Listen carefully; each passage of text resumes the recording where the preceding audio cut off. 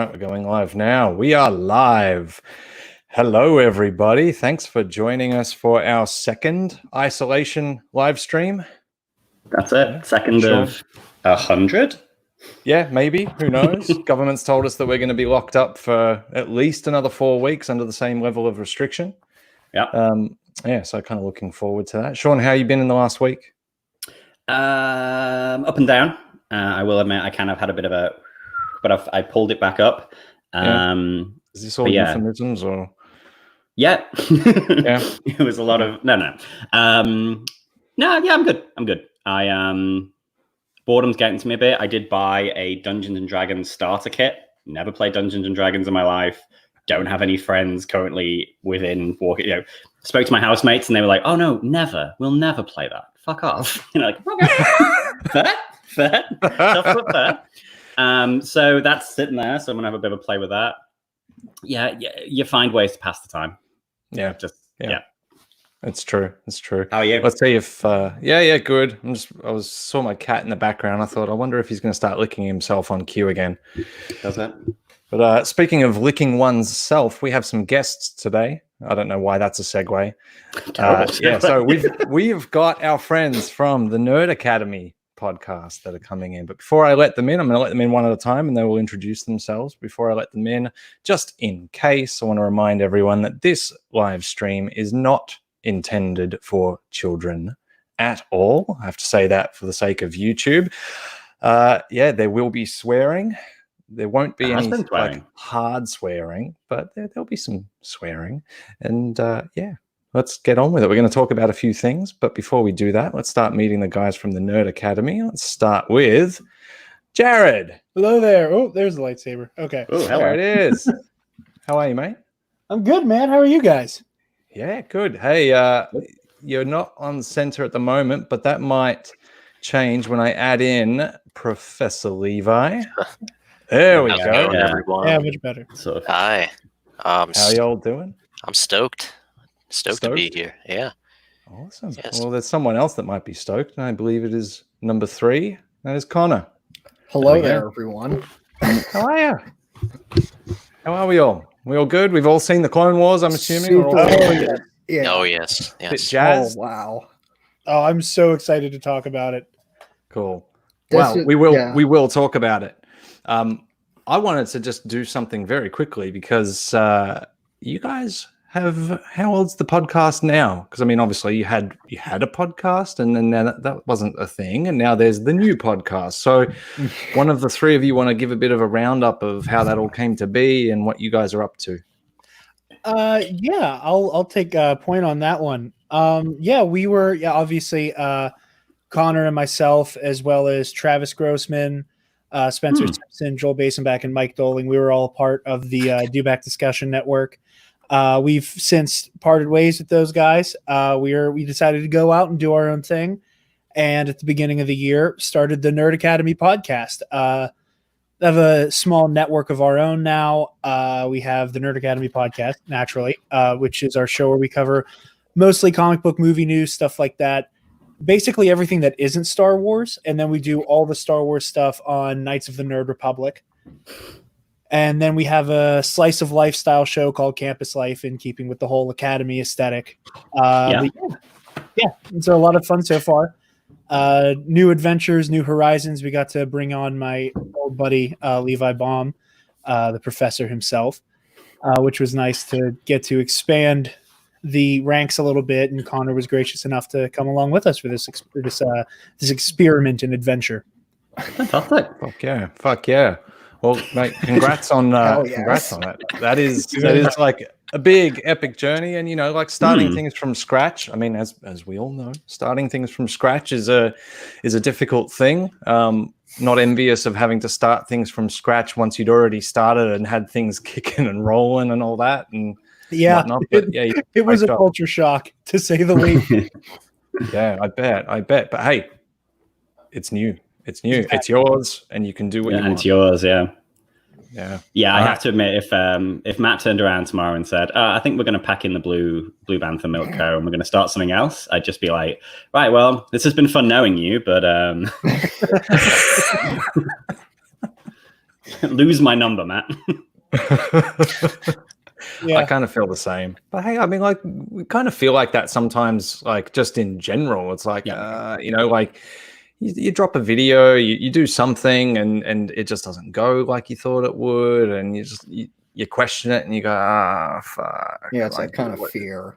Yeah. Is this worth it? Like, yeah, is this worth the effort? Is it worth the time? And you know, you feel a bit shitty about things sometimes, but then it all goes away because, you know, you get surrounded by good people, and it makes it all kind of worthwhile when you get, you know, people like we have in our chat room right now. It's like, I don't know about you, Sean, but does this sort of like bewilder you? People come and sit in our chat room and talk to us. Oh yeah, no, it's we have regulars.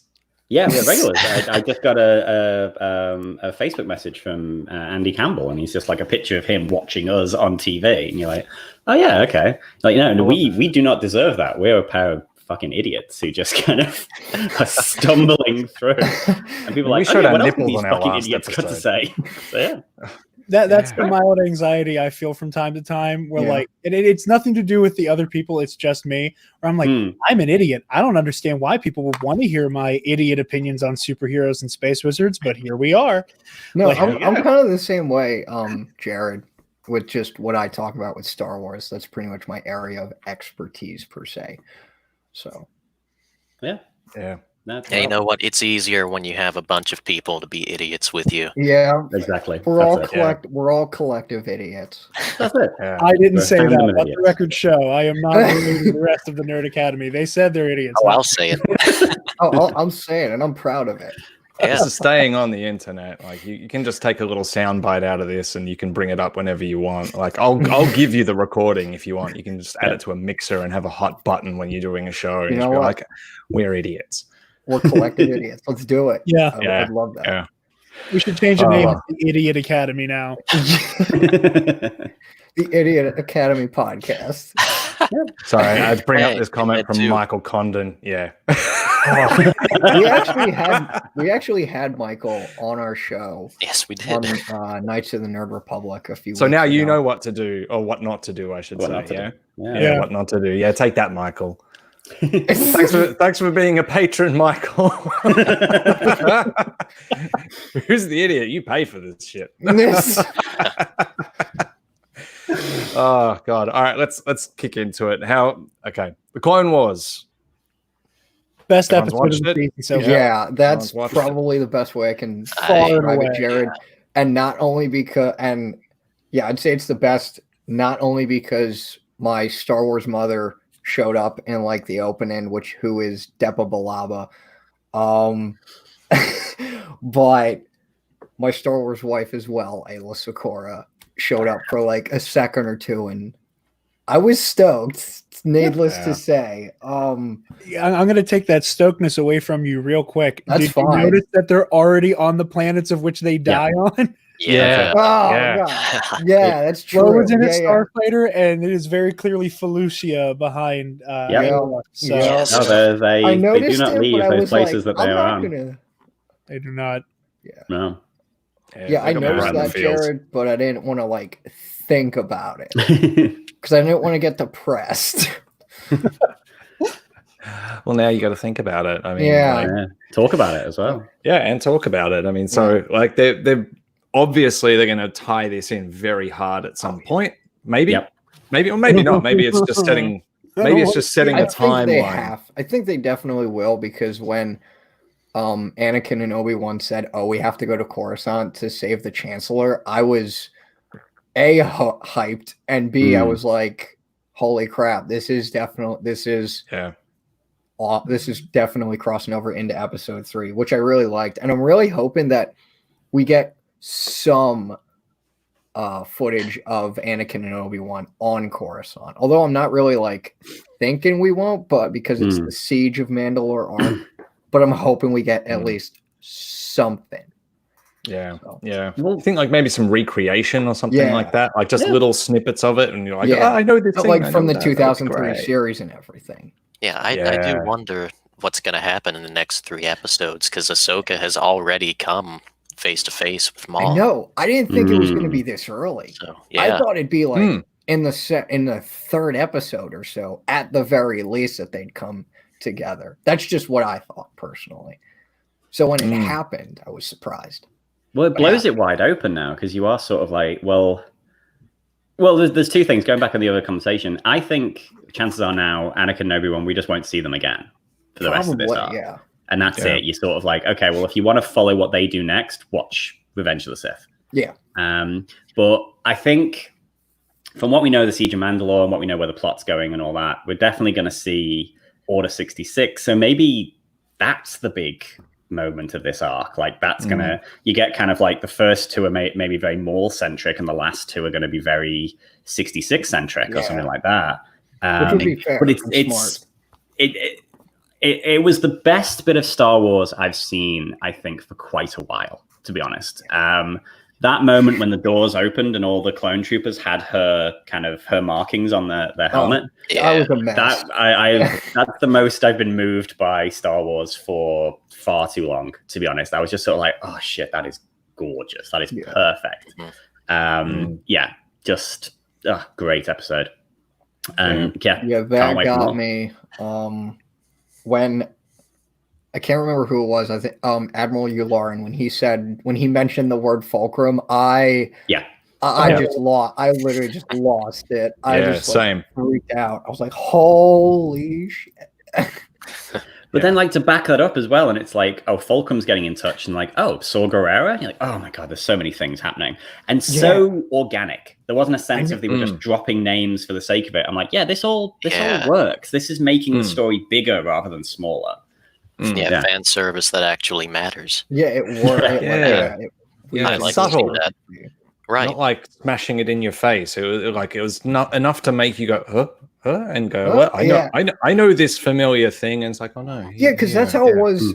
Because I actually read the Son of Dathomir comic before I watched the episode. So when Rook shows up in the episode, I freaked out because I was like, I just read that, and now we get to see Rook in animation action form.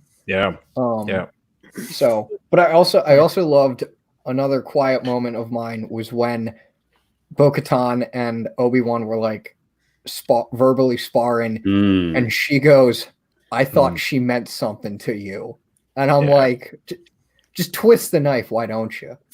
Just take the knife and just plunge it deep into my heart, right there."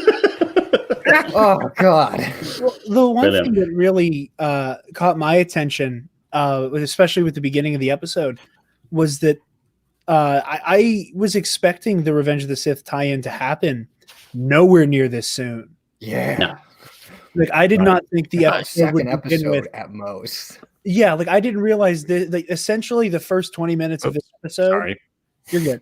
The first 20 minutes of this episode happened during the crawl of Revenge of the Sith, essentially. That's kind of freaky to think about. That's why there was no text at the beginning of this episode, because it was too. I was expecting text. I'm not gonna lie. Yeah, same. When the thing came in the music, happened, I was like, "Are we getting a text crawl in a Clone Wars episode?" Would have been pretty cool. Whoa. That would have been so damn cool. Yeah, I saw somebody tweet that it kind of feels like a movie all on its own. I think Sam Witwer says that. Yeah, that's him. Yeah. And He's now, now I see what he meant.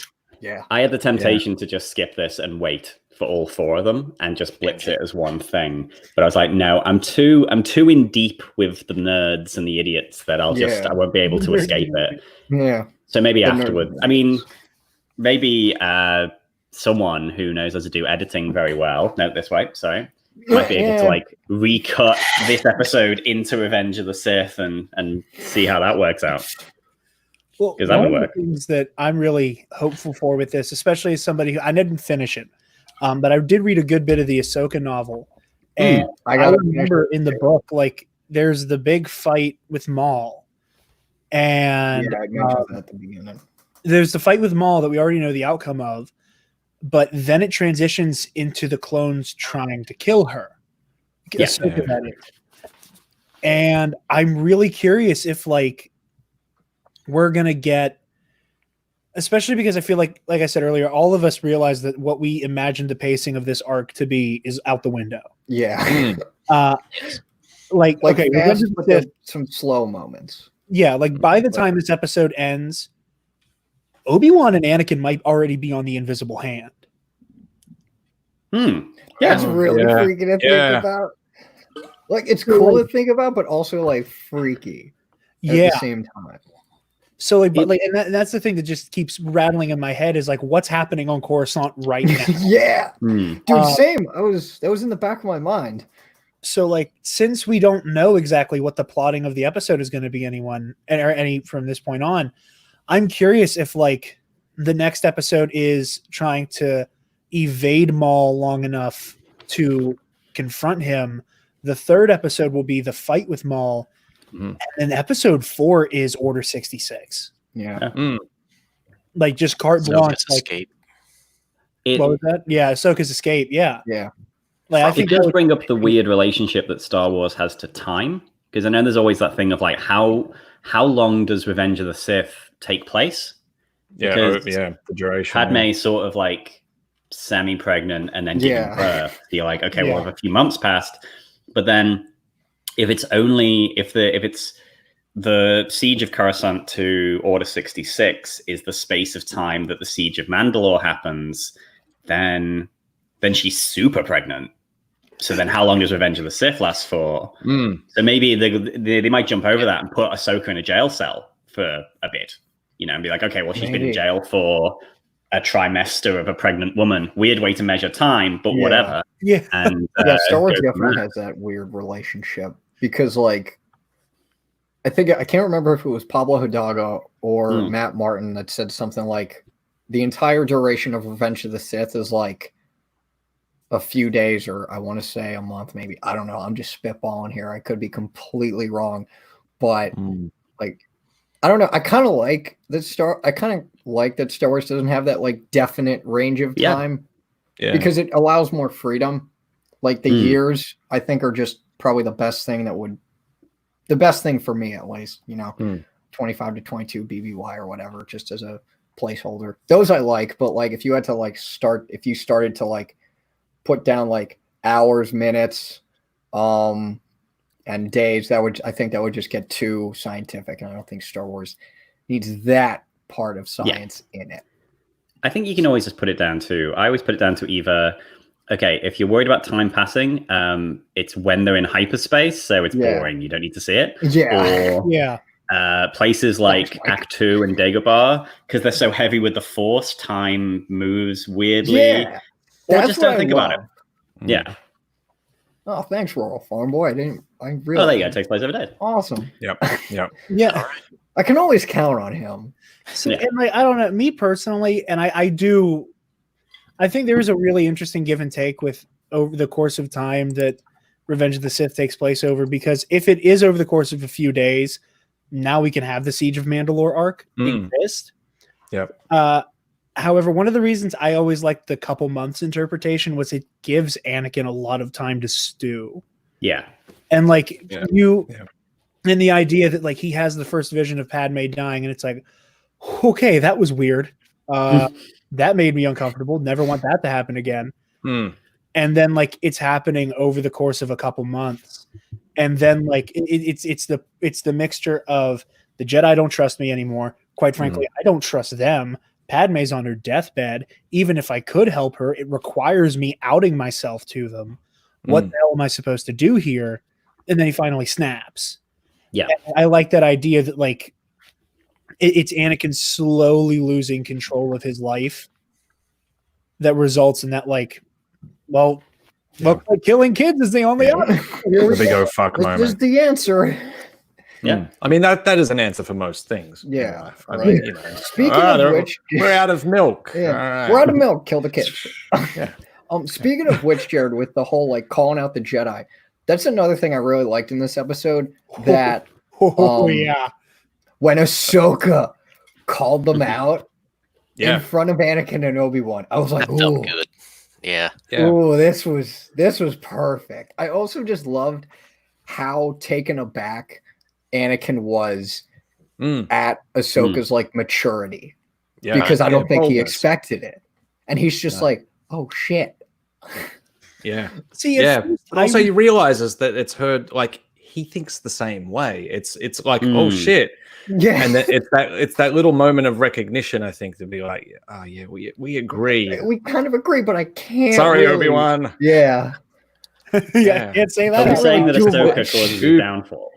Is like she pushes him towards the dark. Well, yeah, She a helps bit. reinforce it a little bit. Yeah. I mean, that's the thing. Her getting booted from the Jedi Council and all that bollocks, you'd just be like, there's something rotten in the state of Coruscant at the moment. Yeah, and I think that speaks to like one of the things I love about Star Wars is that there's this idea that has always been integral to it of doing the right thing for the wrong reasons and trying to recognize the way you could have handled it in a like more mature, more selfless way. Yeah. Like Anakin freaking out because he thinks his wife is going to die is human. And the fact that he wants to do whatever he can to help her is good, but he makes the worst decisions. Yeah. Oh, and I think great. Ahsoka and Anakin, they're very different ways of handling their loss of faith in the Order, where, I think Anakin is that power junkie. And I think that's a huge part of his turn to the dark side is there's already a part of him that is inclined to want to embrace greater power.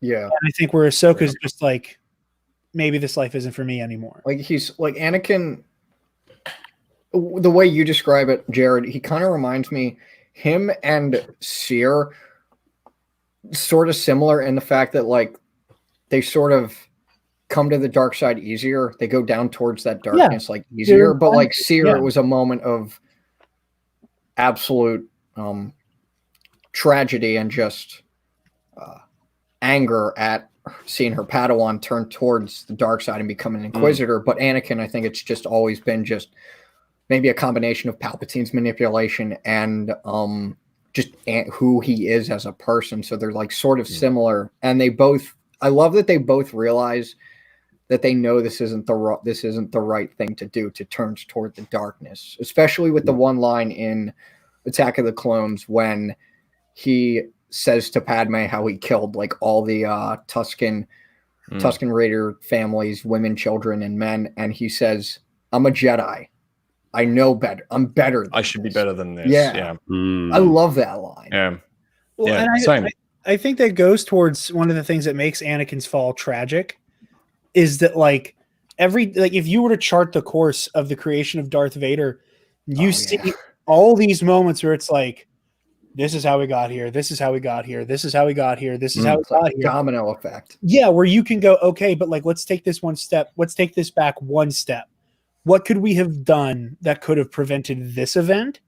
That could have, in theory, stopped the rest. Yeah. And I would say it's more like, and I know it's something that gets shown all the time with everything going on in the world right now, but that visual metaphor everybody's talking about with like the social distancing stuff where like you light all the matches, but all it takes is moving just the one and the fire stops. Yeah.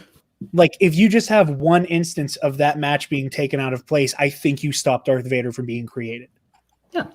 Like just one more step, like just having somebody in Anakin's life to go, it's okay what you're feeling, but what you're feeling is kind of inherently possessive. So like we need to figure out a way that doesn't involve you being the only person who can help. Molly, that's the dark side. Yeah. It's a drug. Yeah, exactly. Dark side's hell of a drug. Really great point, Molly. Yeah. Really great point. I've always stood by that analogy, and I think it was brilliant when George Lucas said that. The dark side is a drug, and it destroys your life.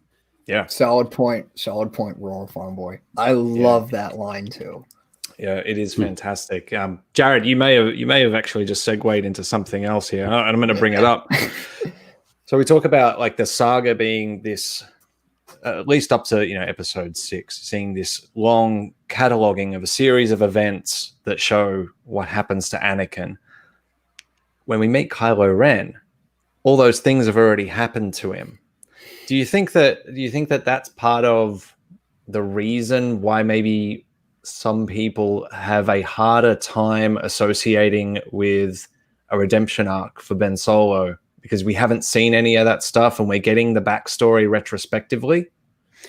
I think there's a lot there. I one of the things I've seen a lot of people talk about is the whole idea of like Star Wars was meant to be Anakin / Darth Vader's story. And I think that it always will be. And I think with the original trilogy, you have like the existence and redemption of Vader. With the prequels, you have the creation of Vader, and in the sequels, you have the legacy of Vader, and everything that is like, left in the wake of the Empire and of this glorious, amazing, mythical battle. I think the thing that's really difficult is I think you're right that like we have, especially people my age, I'm 22 and Connor and Levi are all within a year of me. Somehow older. Yeah. Somehow. I don't know. There's this really weird phenomenon where we grew up knowing about Anakin to Vader. Yeah. Like it's already been baked into our minds. Like it's not necessarily retrospective for us. It's a part of the narrative. Yeah. There are more Star Wars fans that know that thing than there are now that don't. Like, that and have grown up with it. Like you said, it's been there from day dot. I mean, God, like even people that haven't seen Star Wars know these things. Like, Anakin, Star Wars, like, Anakin, Darth Vader. It's pretty. I know who that is. Very asthmatic. It's zeitgeist. Yeah, exactly. And there's I think with Ben's story, I think that it is. I think the emotions that it calls on are slightly more complex than what Star Wars is used to dealing with. I think. I think Star Wars is very good at the Campbellian, like this hero's journey. Yeah, the hero's journey. This is the son, this is the father, this is the mother. And it beautifully hits the beats of the blade of the hero in this, and the threshold, crossing the threshold. But with Ben, a lot of that is a lot more drawn in. It's a lot more modern of a story. Where it isn't so much that, my parents are dead. They were taken from me by this villain. It's I have absentee parents. Yeah. I'm being forced into a life that I'm not necessarily sure I want. I think Ben's story is more complex, but also more inherently human. So it's hard, I think, for a lot of people to grapple with that, because I think a lot of people are used to the Star Wars characters and everybody in that mythos being so much more grand and more of an idea of a person than the way that like Ben Solo especially is a person. Like he has this element to him. That's not to say that other characters aren't, but there's this really raw, depressing humanness to him that like he is trapped, and in not necessarily the same way Vader was, because with Ben, it's so much more metaphoric. It is more literal, as opposed to Vader being a walking metaphor for being trapped in the life that you didn't want to choose. Fucking well said, mate. So I think that's where there's this weird, like, people like Vader, but there's mixed opinions on Kylo Ren. Yeah. Well, like, it's too real, isn't it? Kylo Ren. It's a bit too. It's confronting. It's confronting. It makes you actually think about your own life, your family members, your extended family members. Like I think everyone knows someone in their family that is kind of analogous to Kylo Ren, or the other way around. Like, certainly, like we've all got black sheep in the family, and black sheep sometimes come from places that have no reason on paper don't seem like they should be that person, and it makes you think about, well, why how did they get there? Which is pretty incredible, because Star Wars is kind of like, on its surface it's usually quite morally this or that, isn't it? It's kind of like, you are a goodie, you are a baddie. That's it.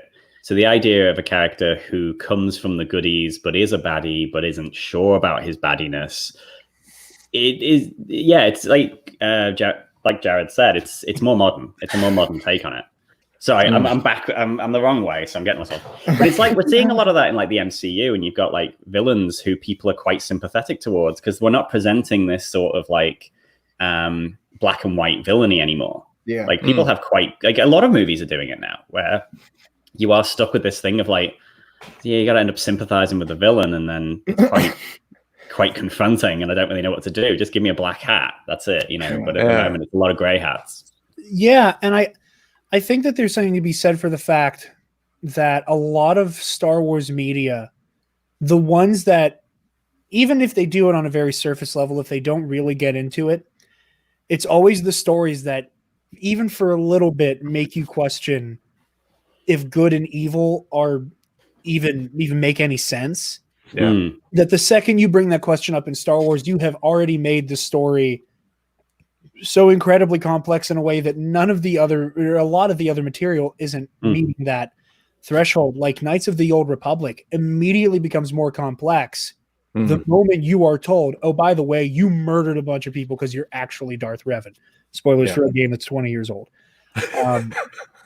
But, or like The Mandalorian, like we all latched our teeth into it because we were like, oh, it's this gritty Western. Like we're not with a gallant rebellion hero, and we don't have like this comically sinister Sith Lord. It's, you know, it's a guy just trying to make his way in the galaxy, and unfortunately, it's not a pretty way. Yeah, it's not a pretty. It's not a pretty picture. So. Yeah, so I need to rewatch Mando so bad. And Connor, there was a little you let out a little like that when Jared was talking about Mandalorian. Was that the thing with me with Mandalorian was that I naturally get turned off to Star Wars media that like a lot of fans preach as like the sort of second coming of Christ. Oh yeah, because they're like, oh, it's gonna save Star Wars and whatnot, and I'm like, all right, calm down. It's doesn't need to be saved. It's just like yeah. It's sort of saved when it got bought by Disney. Changed my mind. Yeah, like that sort of hype for it kind of killed the not really killed the Mandalorian for me, but like my sort of interest in it because like everyone was like, it's the best thing ever since 1983, and I'm like, yep. You got George Lucas impersonation. You gotta be kidding me. Those I just don't. It's like poetry. So, we got a comment this week on. I was just going to bring that up. Yeah. Were you? You'll get it, Sean. I must stop pointing. This is a nightmare. And someone had posted that it was on a video that Matt made, an incredible one about defining Star Wars and making peace with it. Yeah. And the comment was. Star Wars died when Disney bought it. Oh, of course. Everything's been terrible, brackets, except The Mandalorian. What a surprise. Yeah, exactly. Yeah. Like we get a lot of those though. Like and maybe not directly, but like surprised. with the amount of Facebook posting that Sean does. Like, like with the stuff, I'm really not surprised because you guys have such a large following. You're gonna have good, you're gonna have bad. Oh, I mean, that's the thing. You've got to take it. I mean, I literally have just got a comment there because I made I did like a snarky meme about the Martez sisters arc in the Clone Wars. When that was just this morning, wasn't it? That was this morning, yeah. But literally while I was watching the episode, because Obi-Wan says, "Why were you on Obadiah?" And she's like, "Oh, it's a long story that's not relevant." I'm like, yeah, it was. And so I just screen captured that. Yeah. And someone's commented like, "Well, it was a good arc. I know it didn't have blasters and lightsabers, but it was still good." With like that meme of Tony Stark looking annoyed. Like, yeah. Fuck off. Like it's a joke, not a. I'm not going to say the second part. Yeah. See, I think that's funny because, like, I know I didn't much care for the Ahsoka's walkabout arc, but my only rationale for that was just you could tell this arc was not originally intended for what would be the final season. No, that's in the same way that like the Bad Batch, this was an episode. These were episodes we were going to get had the show not been canceled. Yep. Yeah, we have 12 episodes to make this count. This is what we think our best material might be. And that was my only thing, was just like I just wanted more time to stew with the people who I know are going to be absolutely rocked by what's about to happen. Yeah. And the Martez sisters just didn't do it for me in that very specific way. That's fair. I would love to see them in like a novel or a comic. Like they are great. They definitely feel like characters that would be fleshed out very well in a comic. Yeah, and I like them in that capacity and in that context, and I would like to see more of them. But I was just like, okay, like I don't want to be that guy who's like, I want lightsabers, damn it. And I was like, the Jedi are going to get genocided in a month. Like, the Jedi before they all get wiped out. I'll be that guy. I wanted lightsabers and blasters. And like Well, there were a lot of blasters. before anyone on any social media gets on my case, like, oh, you're Get on his complaining case about, right now. about it. Just be happy you're getting the Clone Wars. Not every Clone Wars episode previously was a masterpiece. Yeah. You know, like the droid mission. I didn't want that. Oh, With the God. little I'm frog not dude. gonna lie, I love Yeah, that I arc. skip that every time. I Hey, unironically, Yeah, Clone Wars has always had like very low lows. Like, so did Resistance, so did Rebels. Like, it can't all be dynamite. But the thing is, I think the problem is because the high highs are so high, there's such a distinction. yeah, Like, literally watching that episode this morning, I was just like, that's better than the 8 that we've seen previous. Oh, yeah. By Oh, so yeah. much, just that one. like Clone Wars for me has just been like solid all across the board, and actually my favorite episode of the season before this one was actually the last episode of the Ahsoka's Walkabout arc, because I just love the conclusion of it all and how just well conveyed it was. And then Siege of Mandalore came and just blew it out of the water. yeah. To each their own. Yeah, I said this last week, and actually before I go into a little spiel, people in the chat room, tell us what you think. Like, what do you think of the Martez sisters and all of that? Like, give us some opinions. We want to hear them. I said this last week. Like, I don't think it's actually the bookends of those arcs that I've been a bit like meh about. It's the middles of them. Not a hell of a lot happens in the middles, and I felt like, well, you could keep the Martez sisters. You could have the first episode, the last episode, and hell, let's call it one other episode. And it could tell the exact same thing and get us into the episodes that they've obviously spent a hell of a lot of time and careful planning on, rather than just bringing up the old animation saying, oh, we'll put this in. So that's where my problem is. If you did that once for the Martez sisters, if you did that once for the Bad Batch, and then and still had two, so that's 2 episodes that you could have written something new for. All you would need is one more episode and we would get an additional arc. Yeah. And I feel like that was something that let me down a bit. I'm not gonna buy into this whole like, yeah, how dare you say anything negative about the Clone Wars? Be happy that you've got it. It's like, no, fuck off. Like, I like the Clone Wars. I can be disappointed about a few things about it. You know, like I was all there for the hype when they announced it at Celebration. I was just like, holy shit, yes, we're getting it back. But my holy shit, yes, is because the last 3 seasons barely had any stuff in it that I skip over. 4, 5, and 6. 4 a little bit, but 5 and 6 has nothing but gold in it, bar maybe 1 or 2 little things here and there. And they're long. Like, well, 5 is a long season. Yeah. Yeah. Yeah. 5. And Matt, I completely, like, 1,000% agree with you. I said this almost the same exact thing on Knights of the Nerd Republic a week or 2 ago, where I was like, you literally can combine the 2 middle episodes of Ahsoka's Walkabout and turn it into 1 episode.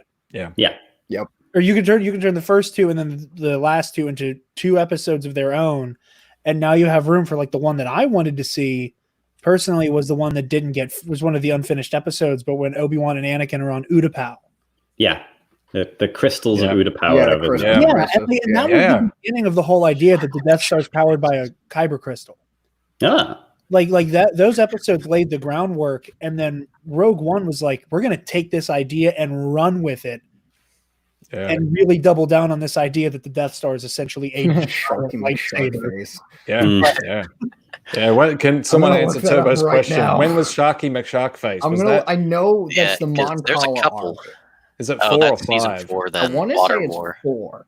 And does he have a really terrible name? I want to say, I'm checking it right now.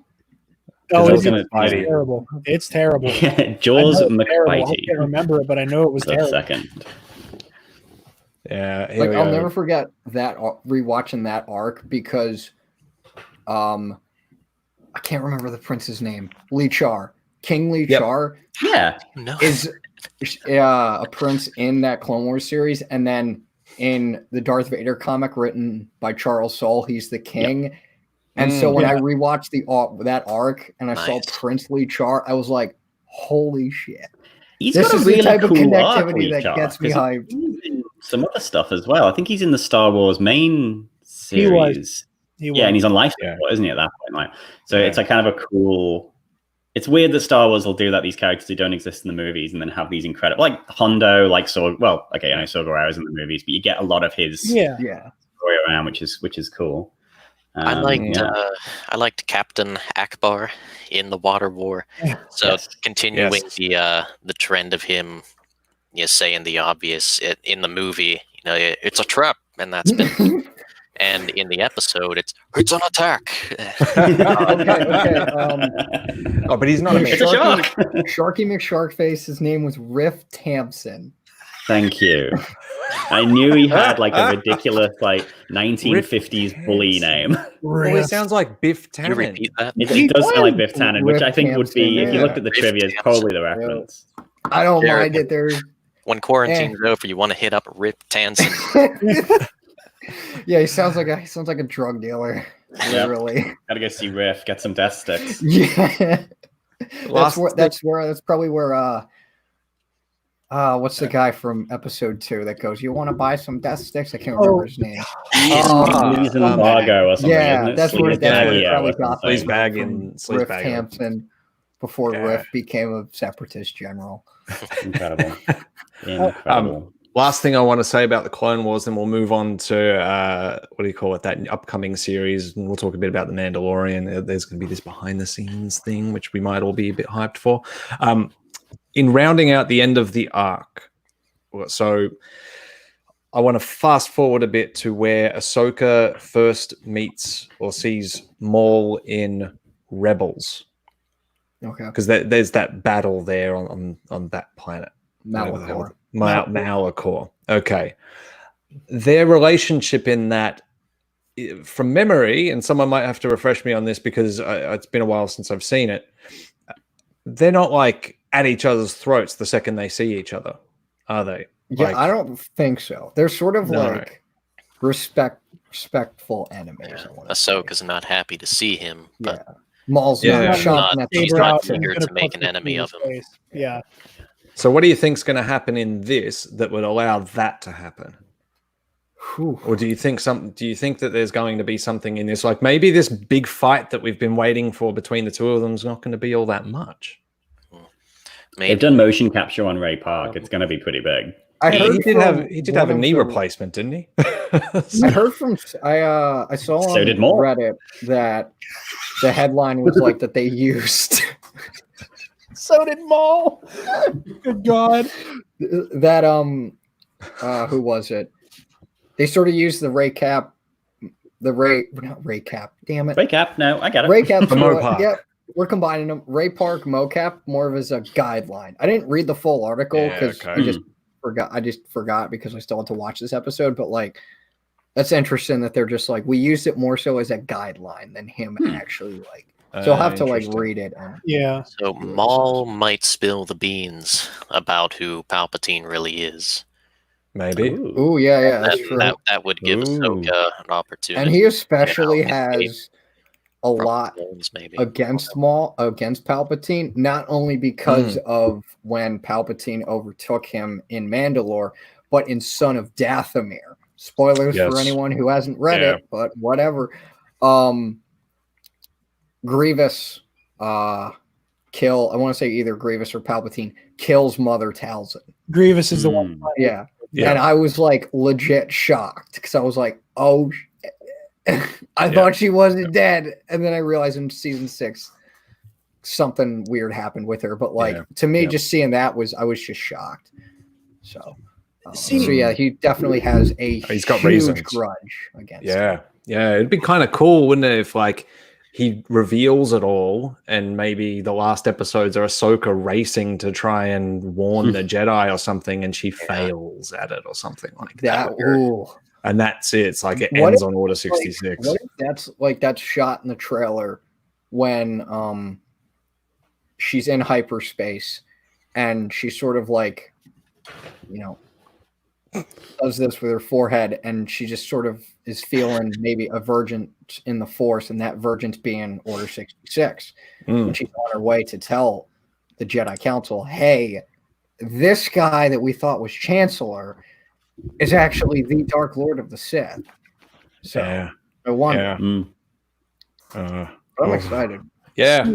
3 more weeks. I also love that, like how absolutely baller Bo-Katan was in this episode. She's great. Oh, Like when she went into the, she did have one of my favorite lines. What was that? What was the line? Sorry, we lost that. Oh, sorry. When Obi-Wan says to her, we're already fighting a war, and she goes, "What's one more?" That's very Mandalorian of her. Very American. Yeah.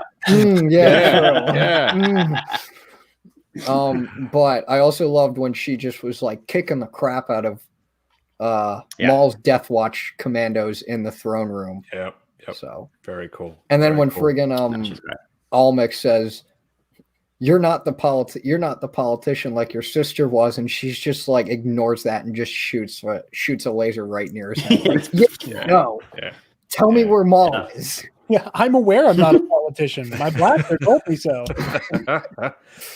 All right, let's talk a little bit about. Oh, sorry, Levi. What were you going to say? I was just going to say I do agree with you all. I think the arcs could have been shorter.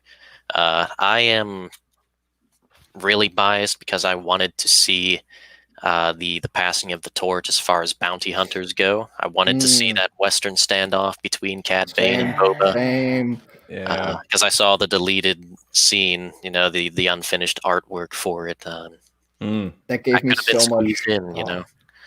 But oh well, I'm not gonna.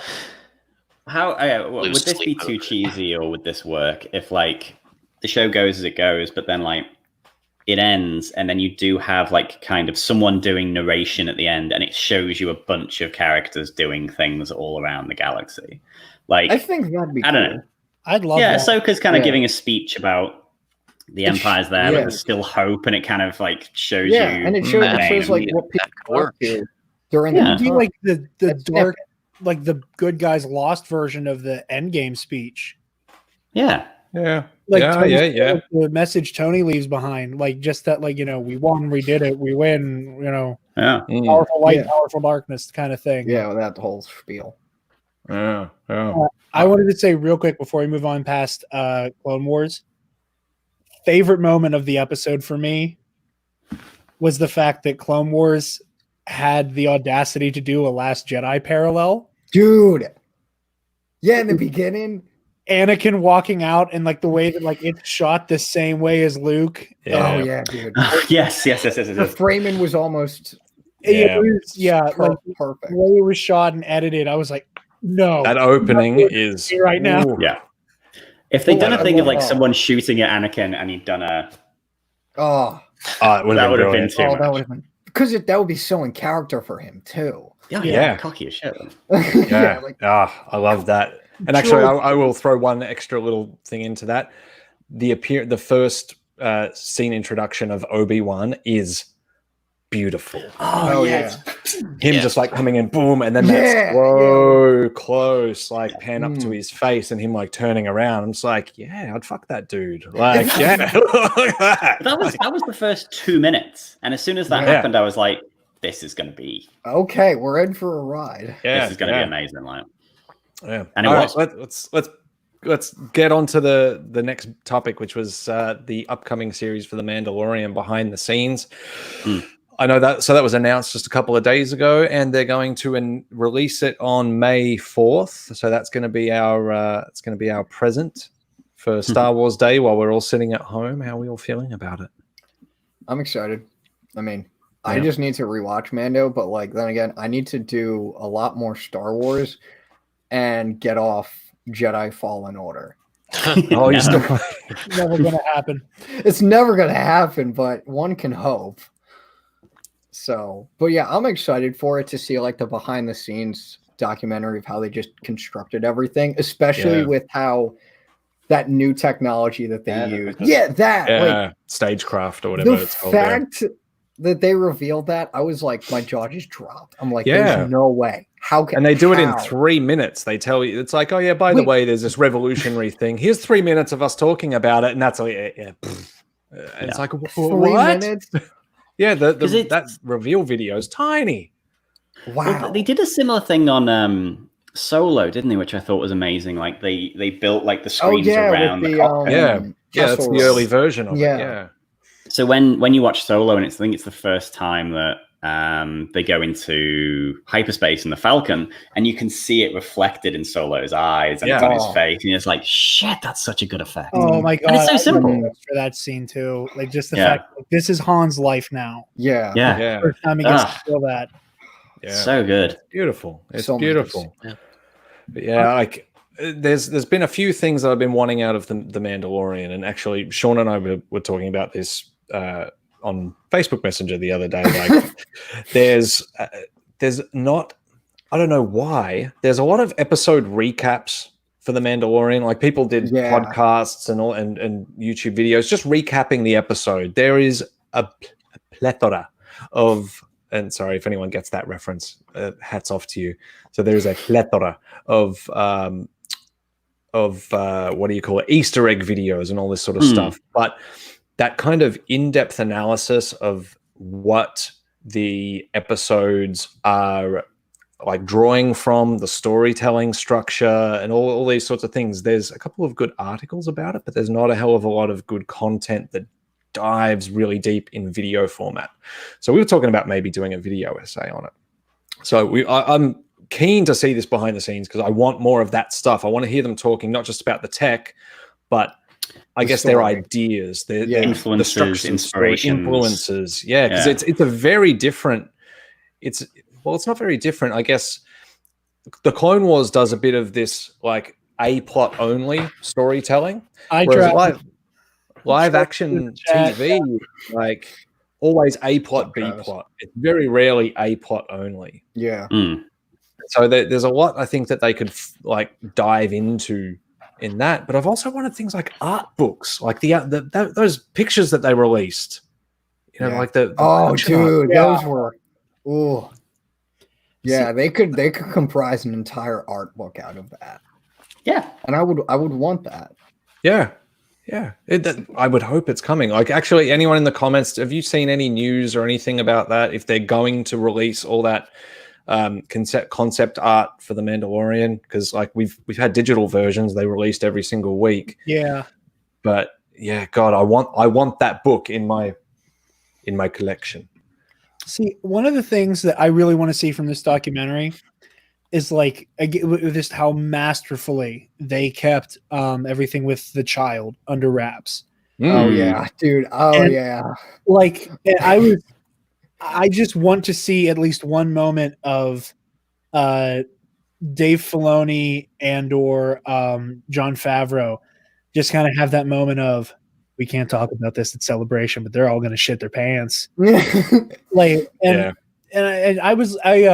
shout out to the Bombad cast who they're coming on Knights of the Nerd Republic this week. And they had Ken Knapsack from Force Center on their show this week, and they were talking about the DNA of Star Wars and like those little moments that like define Star Wars, like stuff beyond the I am your father and the Force will be with you always. Like the little things that like scream Star Wars to you. And they were talking about the reveal of the child / Baby Yoda, whatever you want to call it, and how like the idea of what that show was going to be that all of us had in our heads went out the goddamn window. Oh yeah, the child shows up. Yeah. The second he shows up, you're like, oh, this isn't just like a glorified anthology series where he's just going to roll onto a new planet every day and get into a new gunfight. It's, you need to protect this kid from the Empire. I love those the poster, the plot tweets, and one of them involved the Mandalorian, and it was like the poster of Mandalorian, some random Mandalorian poster, and then the plot was literally just Baby Yoda. Yeah. I'm like, yeah, that's accurate. It's funny, but it's true. Yeah. So again, like I did not go into this show expecting it to be like the story of somebody becoming a reluctant father figure. I was expecting, I was expecting just Star Wars gunslinging for 8 hours over the course of 8 weeks.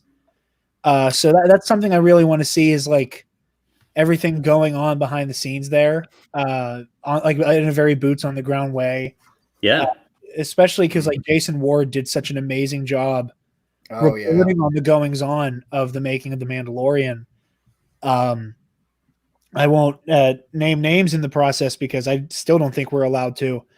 But back whenever I was still with Dewback Discussion, Connor, this is before you were even on there. Oh, great. Somebody in Dewback knew someone who worked in the droid shop for the Mandalorian. Oh, shit. And like, this was the same week that the picture of the IG assassin droid was posted. Everybody lost their Yep. That same week, this individual's friend provided us with the picture of the droid that's in the rowboat in the last episode. Holy crap. Oh shit. Yeah. And it was like that astromech with like the giant body on it. And I remember we were looking at it like, what in the actual fuck is that thing? And like my brain for, you know, I'm like, okay, like we got IG, we got what we all thought was IG-88. We have this like monstrosity of like an astro droid that's here to rip your asshole out. Dude, I thought go ham. Is there going to be like some weird Frankenstein's monster of battle droids? He's an astromech Mr. Bones. Yeah. And he just turns out to be a gondola, like a gondola driver. But it's that thing as well. If someone had said to you, "Oh yeah, that big astromech with the legs and the arms, that's going to be Charon, the boatman from Greek mythology," and the IG droid is going to have at one point a papoose with a baby Yoda in it, blasting shit out of it. Just be like, what are they even doing? What are they smoking? Yeah, it would conceptually it sounds so weird, but then you just see it in the show and you're like, I can get with this. I'm in. Especially IG-11, dude. Genius. I loved it. That's another thing I want. I just want behind the scenes of Taika Waititi riffing. Yeah. Dude, I want to see him directing, like, if there's any behind the scenes stuff of him directing the final episode, because there's been like those rumors where like he pretty much was on a couch in his pajama pants directing that entire episode. I don't know if that's like, I think that might have been hearsay, but apparently some of the actors said that's like what happened. And I'm like, I want to see if that actually happened, because holy crap. That would be amazing. One can only hope. One can only hope. There's that news that came out, was it last week or the week before, that apparently he hasn't had any directorial duties on season 2, which was, I was like, oh damn, because I know, same. I was disappointed. Were the best episodes. Yeah, like that guy nails that fine line. Like, there's whimsy without being like sickeningly whimsical.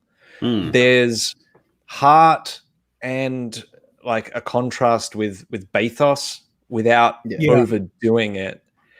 And then there's pathos, and he gets that level that it's. I think it's very, I don't know. It's kind of of our now. Like you don't really see that kind of storytelling in previous generations. People older than us, so like it's always very. It's this, it's that, it's this, and then more modern storytelling like mixes and blends. But his particular mix is something very special and very unique. A lot of Jojo Rabbit is. Oh, sorry. Oh, that was moments of really complete ridiculous slapstick Yeah. and utter heartbreak. Yeah. You know, and there's never a feeling where they're not in the same universe, if you know what I mean. You know, when you watch something and it takes a big left turn into just like the wrong tone.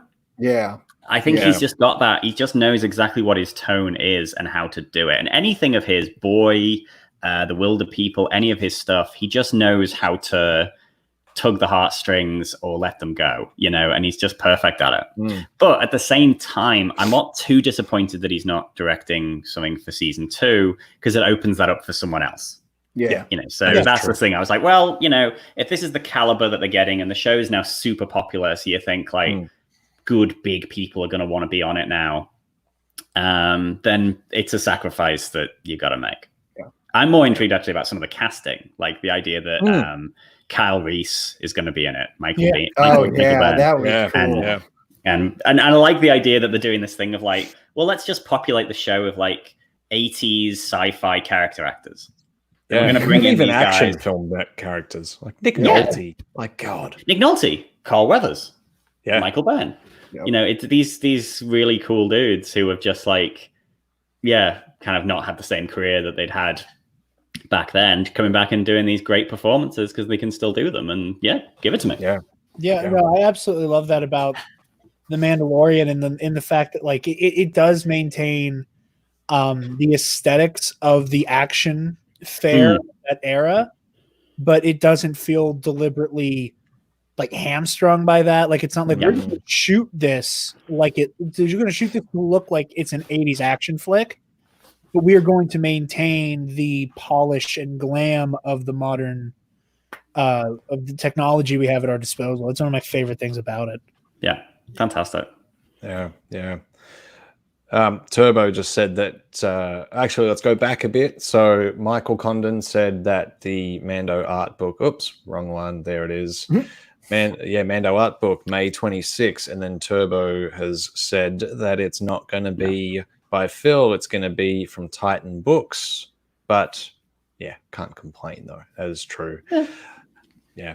I'd be happy with. I don't care who's published it, but like the art of books that they've done for the actual films have been they've been good. Now, I need one to of get you them. explain to me the difference between Titan and the other one.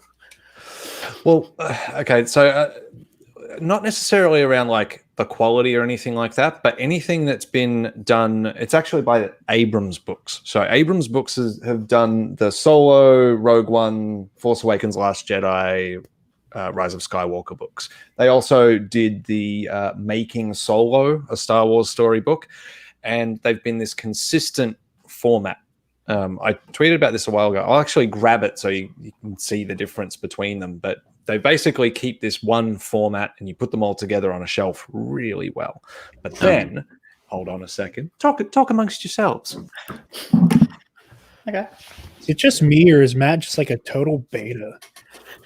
Yeah, he's worse. Just absolute garbage. Just the second I can Alright. jettison him, I will just do it in a hot second. Oh, I don't blame At you. the moment, I'm just Well, like, so anyway,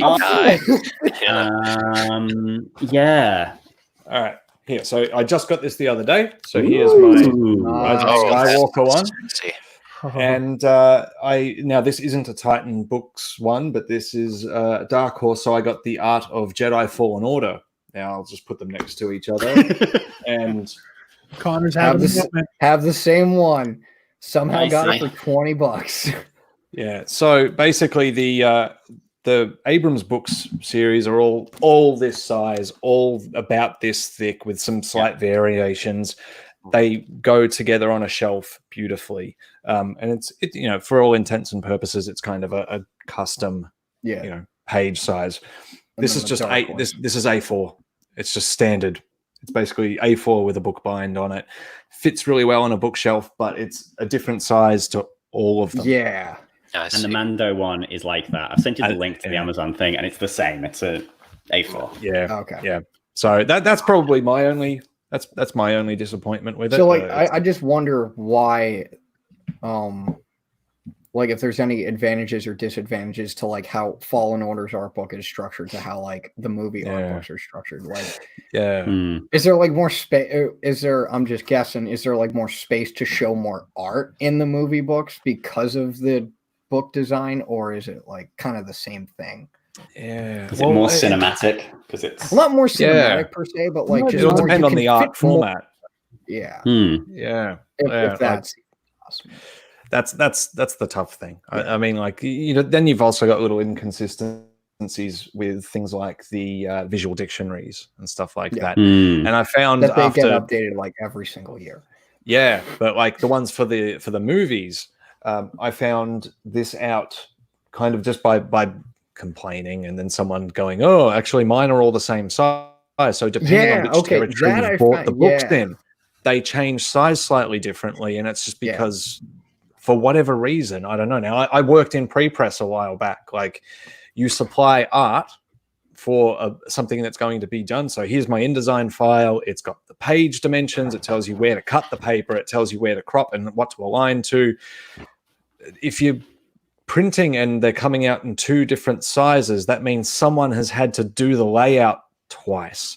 That seems fucking inefficient. I don't know why you would do that. Like, and it would be not redoing the layout completely. It would just be doing an annoying amount of tweaking, just moving something a little bit this way and then a little bit up and then centering and that would have driven me nuts. Like, that's as bad as a client saying to you, it's like, yeah, but I really just want Comic Sans as the typeface because I want to go for that. That's the design nerd in me, just like wanting to stab my eyeballs. But I don't blame you. That level of frustration. It's like, fuck, come on. Why would you do this? I love this. This might be the most unique Star Wars complaint I've dude say. Like, I've heard the gamut of like Han shot first. Like the bullshit like Rey Mary Sue. Yeah. This takes this is the ultimate Star Wars fan. Like, why is my book a different shape? You Star Wars is dead. Kathleen ruined Star Wars by printing these in 2 different dimensions. I'm going to start a moment and whatnot online. I'm going to start a movement. Everyone's got to change their Twitter handles to put a book emoji at the end of it, and we're going to fucking we're going to riot. Continue the whatever. Visual dictionaries deserved better. Yeah. To be fair, though, I've spent some time this week in the Frank Herbert's Dune fandom, and they are real rough. I've got a whole thing on my Facebook of people complaining because there's one shot of like the Atreides, like the heroes in a line, and people are complaining that the light fixtures are the wrong shape. Oh my! What a surprise! That's been an ongoing thing that I keep seeing. Because it's like, oh, well, in the book, they say this, and on this picture, and people are just like, people are arguing and turning it into a whole thing about SJWs and the movie's going to be bad and so on. And then other people are just like, it's one picture. Star Wars fans saying, like that's the kind of shit we joke about Star Wars fans saying. Yeah, it's like this is like a real like the amount that they complain based on 7 Vanity Fair pictures and an interview is. It is out of this world. It has made me been like, oh, okay, Star Wars, pretty good. Star Wars fandom, pretty good. We're not terrible. Yes. Well, we've had the worst one. We've had a lot of light that's been shining on us for a long time. So, like, I'm sure when all that stuff started, I mean, fuck, like prequel era, like that was vicious, horrible shit. Oh god, yeah. No, we've had time in the sun to get a tan, right? Like these guys have been not getting any. They've been in basements for a long time. And the thing is, as well, there's this like beloved book that they've all been reading since 1965. So it's like this terrifying idea that it's not going to be true to the book. Yeah. And obviously they've changed the gender of one of the characters. Like they've gender swapped. So instantly they're all just like, ah. I didn't realize. Wait, I might have heard of that. Who is the character that got swapped? Liat Kynes has been changed. So in the David Lynch movie, it was Max von Sydow of Exorcist and Star Wars fame, and now it's I can't remember the actress's name, but she's in Rogue One. But who cares? I mean, that's the thing. It's meaningless. It's completely meaningless, and people it's ruining people's lives. Like they have just like internalized it, and it's ruining their quarantine because they're stuck inside when really they want to go outside and protest because keep my Dune the way it's Dune. I want my life in Dune to be exact. That's it. Yeah. I think what you were saying though was like that Star Wars has always gone through this phase of like hyper aggression about things. Oh yeah. I think one of the things that I don't want to necessarily say that like one era is worse than the other, because in both eras we've had actors and people who contributed to these movies that we allegedly love bullied out of society, like Jake Lloyd and Ahmed Best, all the way back to Kelly Marie Tran and Daisy Ridley, whatever, like all that nonsense. I think it's the fact that at least for the most part, this is a different kind of vitriol. Like we've moved past the like, oh, this isn't my Star Wars because this is weird. This is childish. I don't care about space politics. Yeah. The slapstick frog man, who don't let this guy tell you any otherwise. He's not a Sith Lord. You're an idiot. I've been on both ends of these discussions. But I've heard it all. it's shifted from I don't like the tone anymore to this very like you said, like the SJW agenda nonsense that just Yeah. The amount of absolutely times gives me a I see headache. that, the amount of times I see that on Twitter, like blows my mind. If I had $1 for every time I saw the term SJW, I'd probably have enough to pay off college right now. Yeah. If I had $1 for every time I saw the word SJW, I would have the money to trademark the term SJW and then make money off of people illegally using my word. Like, Damn, that is good. React. Smart. Pretty I funny. can remember when. the Combat Cast is There we Oh, go. triggered. There we go. See? Yeah, I'm going to. We'll enjoy talk about it tomorrow. But, yeah, I can remember when Death Note got its live-action movie on Oh, Netflix, boy. and it's a terrible movie, but people Yeah. were flipping shit over L being a black guy. But L's an orphan. It does not matter what his background is. He's an orphan, and It's more the character that matters more than their gender. Yeah. Like, yeah, I don't know. Black orphan.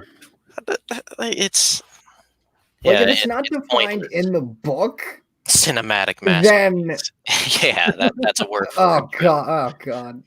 If it's not defined in the book, if it still fits the character, then I'd say use it. That's just my like general philosophy on that certain part of it. So I don't know. Yeah, I mean, if it's not, because there's always that thing, isn't there, where it's like, oh well, if you change, if you change this white character into a black person, well then I'm gonna. Would you complain if I made a movie where Martin Luther King was played by a white man? You're like, what the fuck are you talking about? Obviously, that's a false so equivalency. dumb. You fucking idiot. You literally can't even do it. That's not even like crazy. That's illogical. Oh yeah, I can change But that's history. like No, you can't change history. Actually, Yeah, that's a historical thing, and also race is quite crucial to that story in any way you slice it. Right. Whereas you're talking about a sand planet you movie. showed your racism. Yeah, you're racist. Yeah. Ignore all that other stuff. You are Good racist. job, dickheads.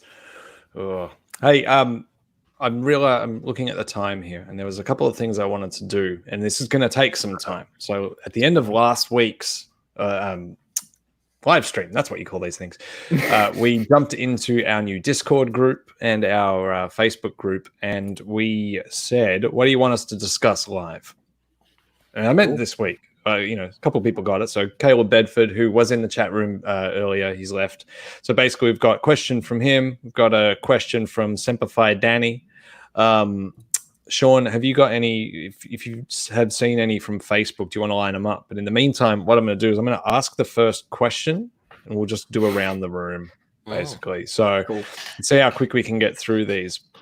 So Caleb asked, and actually, it's Sean, you've been asking this question on Facebook a bit. So if you could change only one small thing about, and I'm going to say either the prequel trilogy, the original trilogy, or the sequel trilogy, what would your change be? I should clarify, the change can't affect how the story ended up playing out, and it can't be in any way shitting on the saga. Great. I should have thought that when I asked that question on Facebook. That was my fatal flaw. Yeah. Jared, you go first, mate. Yeah, go, Jared. I would go straight to the sequels, and it can't obviously change how the story goes. However, I would, and I actually saw you guys post about this before, and I commented on it on Twitter because I was thinking about how much more fine-tuned the sequel trilogy would be.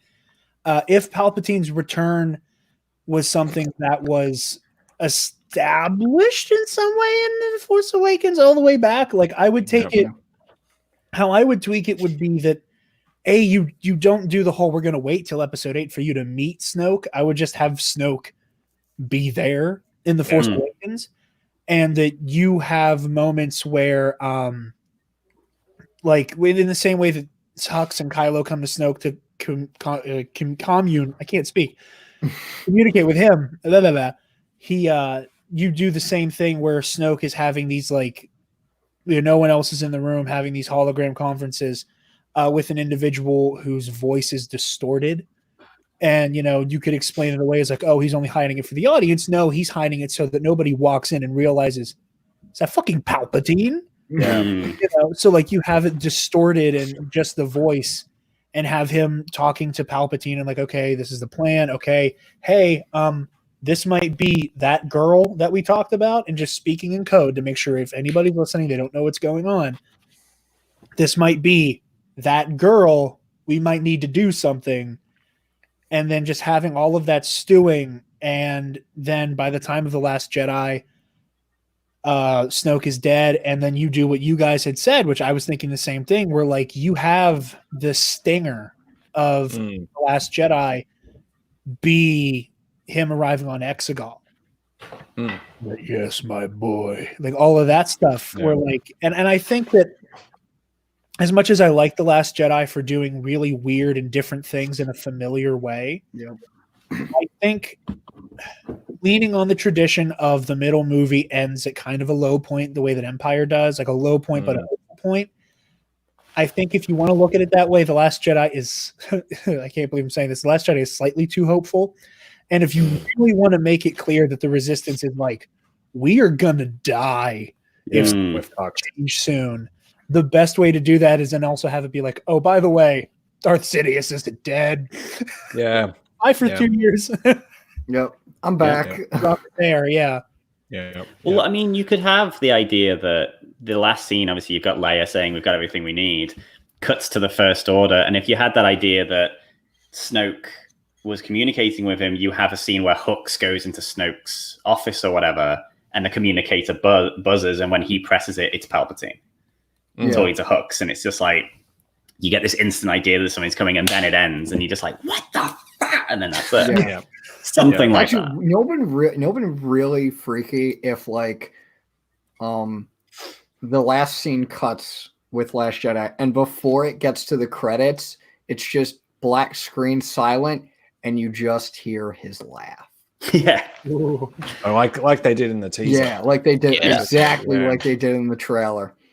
Yeah, that would be, and I'll take my turn very quickly because it's that it would be introduced Palpatine for me. That would be my change as well.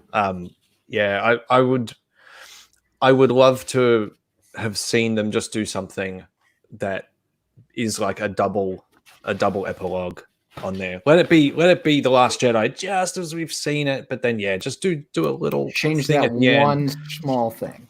Yeah, that would be it. That would be it. Levi. Yes. Okay.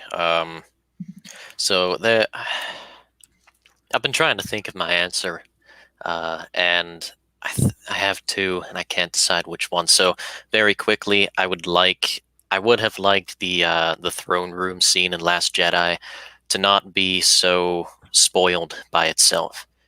Like they walk in, Snoke's giving his monologue, and finally he strikes down his true enemy, and they were looking at the lightsaber the whole time. First time the camera panned to it, I'm like, oh, okay, yeah, this is what's gonna happen. Spoiled by the movie. I was so off guard by Last Jedi, and I was so off kilter that I was like, this is gonna fail. Like, I thought he was going to do it and Snoke was going to stop it, and then that was going to start some shit. Like, that movie had me so confused that I was at the end being like, oh my God, Finn's about to die? And obviously very soon, of course Finn's not going to die. But then at the moment I was like, fuck. So yeah, I agree. It could have been come out of nowhere. Yeah. Like, you gotta be kidding me.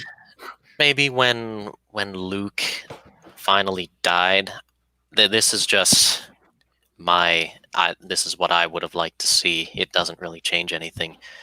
Once his physical body kind of like slumps over, his spirit or whatever remains upright, and then maybe see someone's hand gripping his shoulder,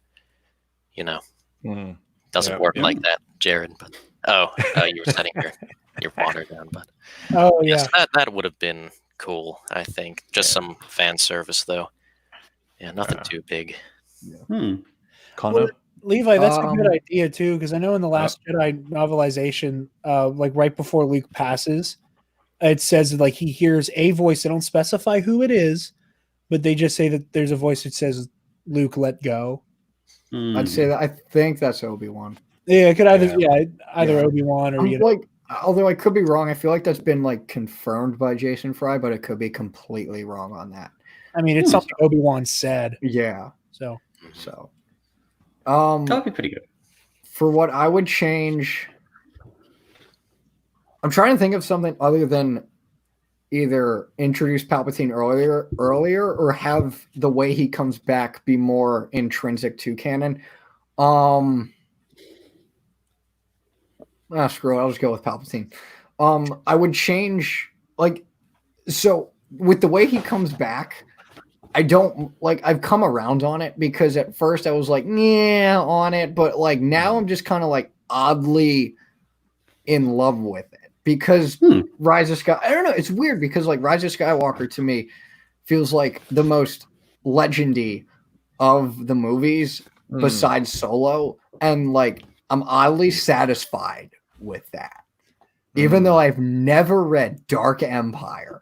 But I know about like the whole cloning process, and I don't know, there's something like unironically like satisfying about it to me, especially when like he says the dark side of the Force is a pathway. That whole spiel, that whole line again, and the way Ian delivers it is just impeccable. It is good. But I would change the way he comes back and have it be more akin to a mix between the world, a mix of the World Between Worlds and the portal in Darth Vader 25, where like his spirit is sort of screw it. It would instead be his spirit is encased in some sort of artifact, Vader's helmet.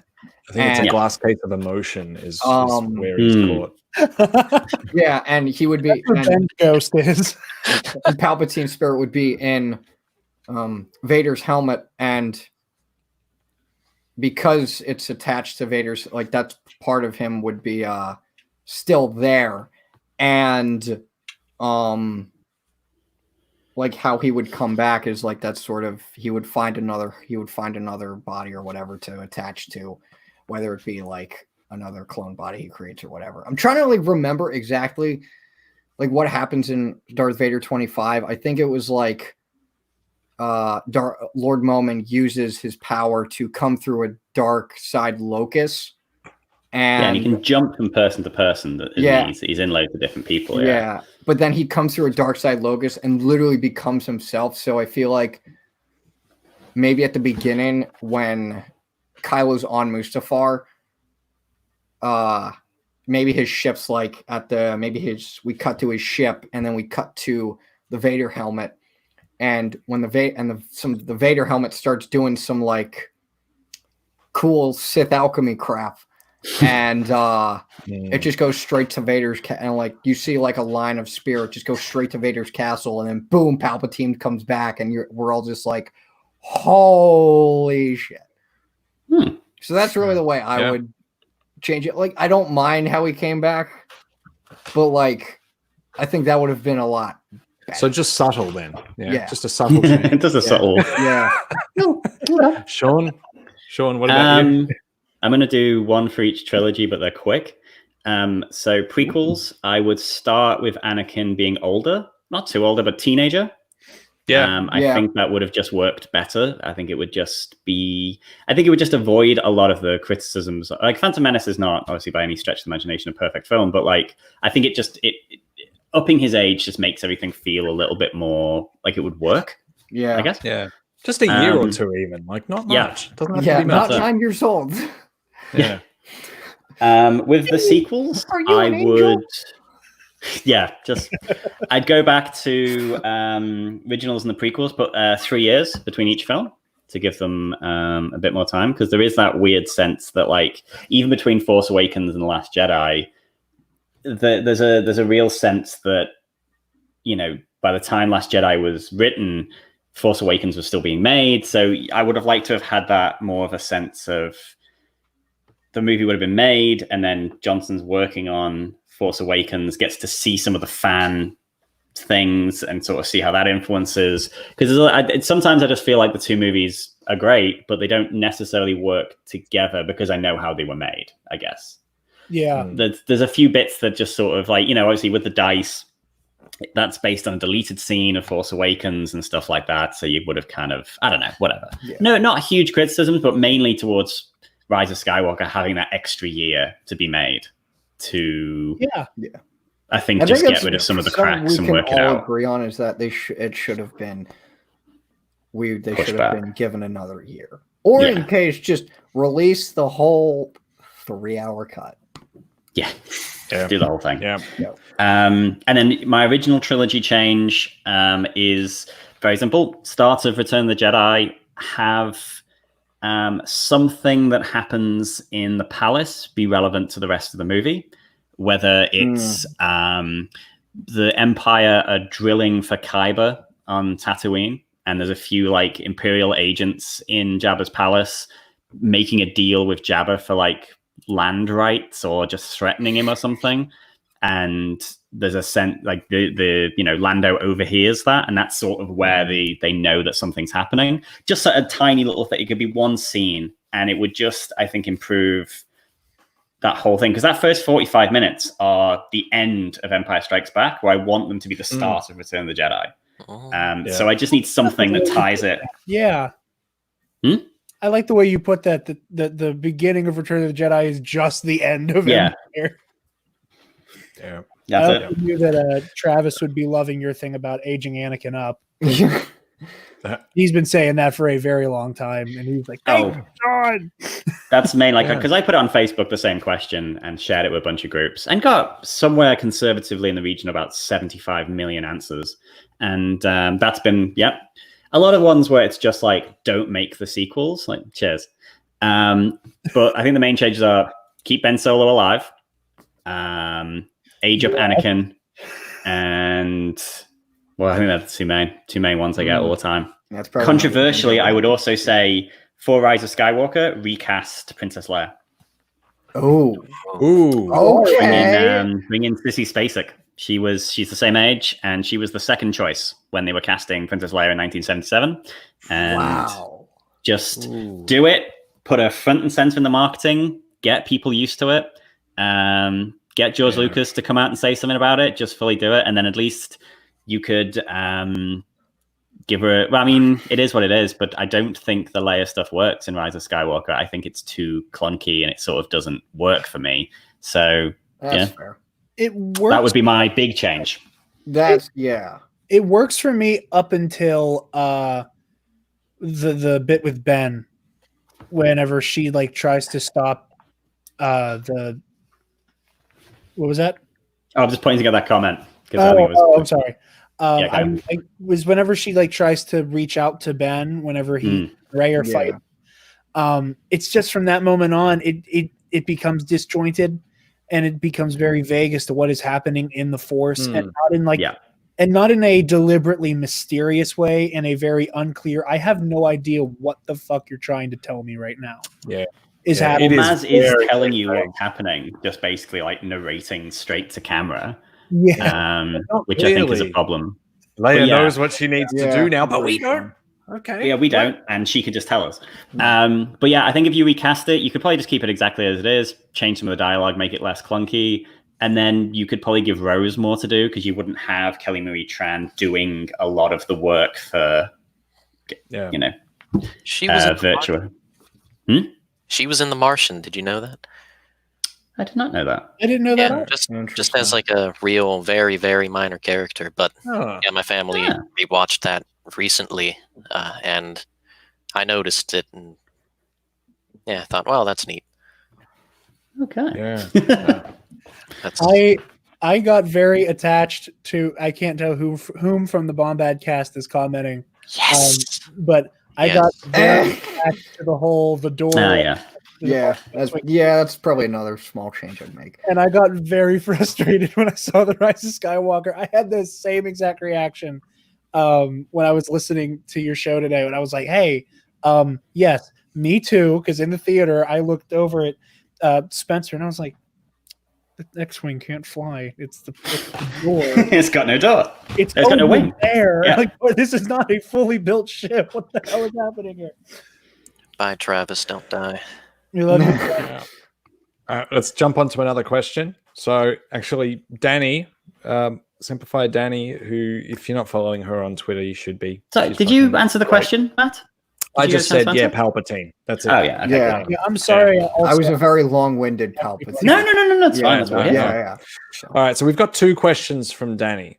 I'm going to pick one of them because we all talk a lot. I So think I follow her on Twitter, but I'm not sure. should Simplify Danny, Dani. It does sound familiar. Yeah. Great, she's great. Now, name one character from each trilogy that you would like to Yeah, see I get the follow her. Disney Plus treatment. Oh Ooh. boy. All right, let's go backwards this time. Sean first. So one from each trilogy. So sequel trilogy, I would say Rose. I think that would be pretty cool. Have her set it. I know, maybe set it between Last Jedi, Rise of Skywalker. Give her due, like while they're trying to get the rebellion back together, or in the aftermath. In the original trilogy, Lando, characters. but Childish Gambino Lando. Childish Lambino. Yeah. So I was trying to make that work. I know it's a bit of a cheat because it's not really original It trilogy, counts. but I guess yeah. And then in the prequels, shit. You know what? Fuck it, Jar Jar. Come get me. Come get me, world. Solid choice, Sean. Back in the Solid night. choice. Give me the Jar Jar variety hour. Oh yeah, dude. You All got a right, taste Connor. of it. You got a taste of it in Clone Wars. Give it to me. Connor, your Um, turn. sequels, I would probably either go with Rose or Connix. Yeah, that's Connix. Yeah, good choice. Mm. Or no. Actually, another choice would be Tally Lintra, the A-wing pilot in the beginning of Yeah. Last Jedi. I loved her. Originals, I would probably go with. Oh, I'll have to come back on that one. I'm trying to Originals is think. the hard one. Yeah, it Because really is. those stories have been.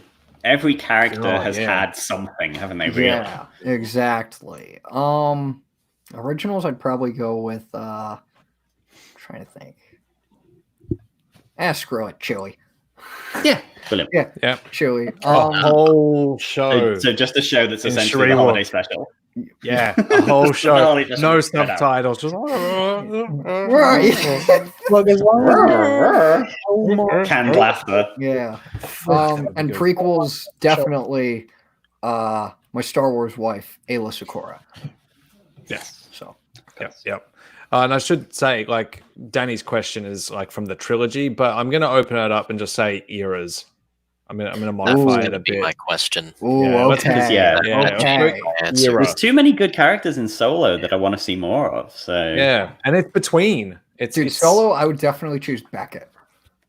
yeah. Yeah. Oh, Beckett love and Val and Yeah. what's his face, the dude with the arms. Rio. Yeah. Thank you, Rio. Yeah. Rogue One, I would probably go with. I would say Cassian, but we're getting a show. Yeah. I'm so happy for that. Starring Stellan Skarsgård. Lord I know. Stellan Skarsgård. You're Yeah. talking about that Yeah, tomorrow. this one's coming up. Oh, Turbo's got a good one. Memphis yeah. Nat. That's the perfect Yeah. one. That's the Yeah. perfect answer, Ooh. Turbo. Yep. Right. right. Rogue One, I Leave- don't know. Actually, there's too many. Actually, you know what? Chirrut and Bays. I know there was a Guardian of the Wills comic that I still need to read, but like, there's definitely a lot more that we don't know about them. Yeah. Oh yeah. Yeah, that'd be good. Yeah. That'd be good. Levi. Right, Levi. How do you remember these names? I remember Encyclopedia one name backstory. from Rogue One, I'm just like Two. Luke Skywalker. but Yeah, who's this Um, Skywalker guy? Yeah, I don't know. I just Dark original Vader. trilogy. Original trilogy, honestly, probably Dash Rendar. Yeah. Be- that's Oh, true. right. Yeah, why am I Yeah, not surprised at that? I don't hop on the let's hate Dash Rendar bandwagon. I think his wide shoulder pads are fine for Star Wars. I don't think that's a 90s exclusive look. The And 90s you was such know a what? trying time. He might have A lot been of help. The you know, dark times. not Han Solo, but he's the better Han Solo anyway.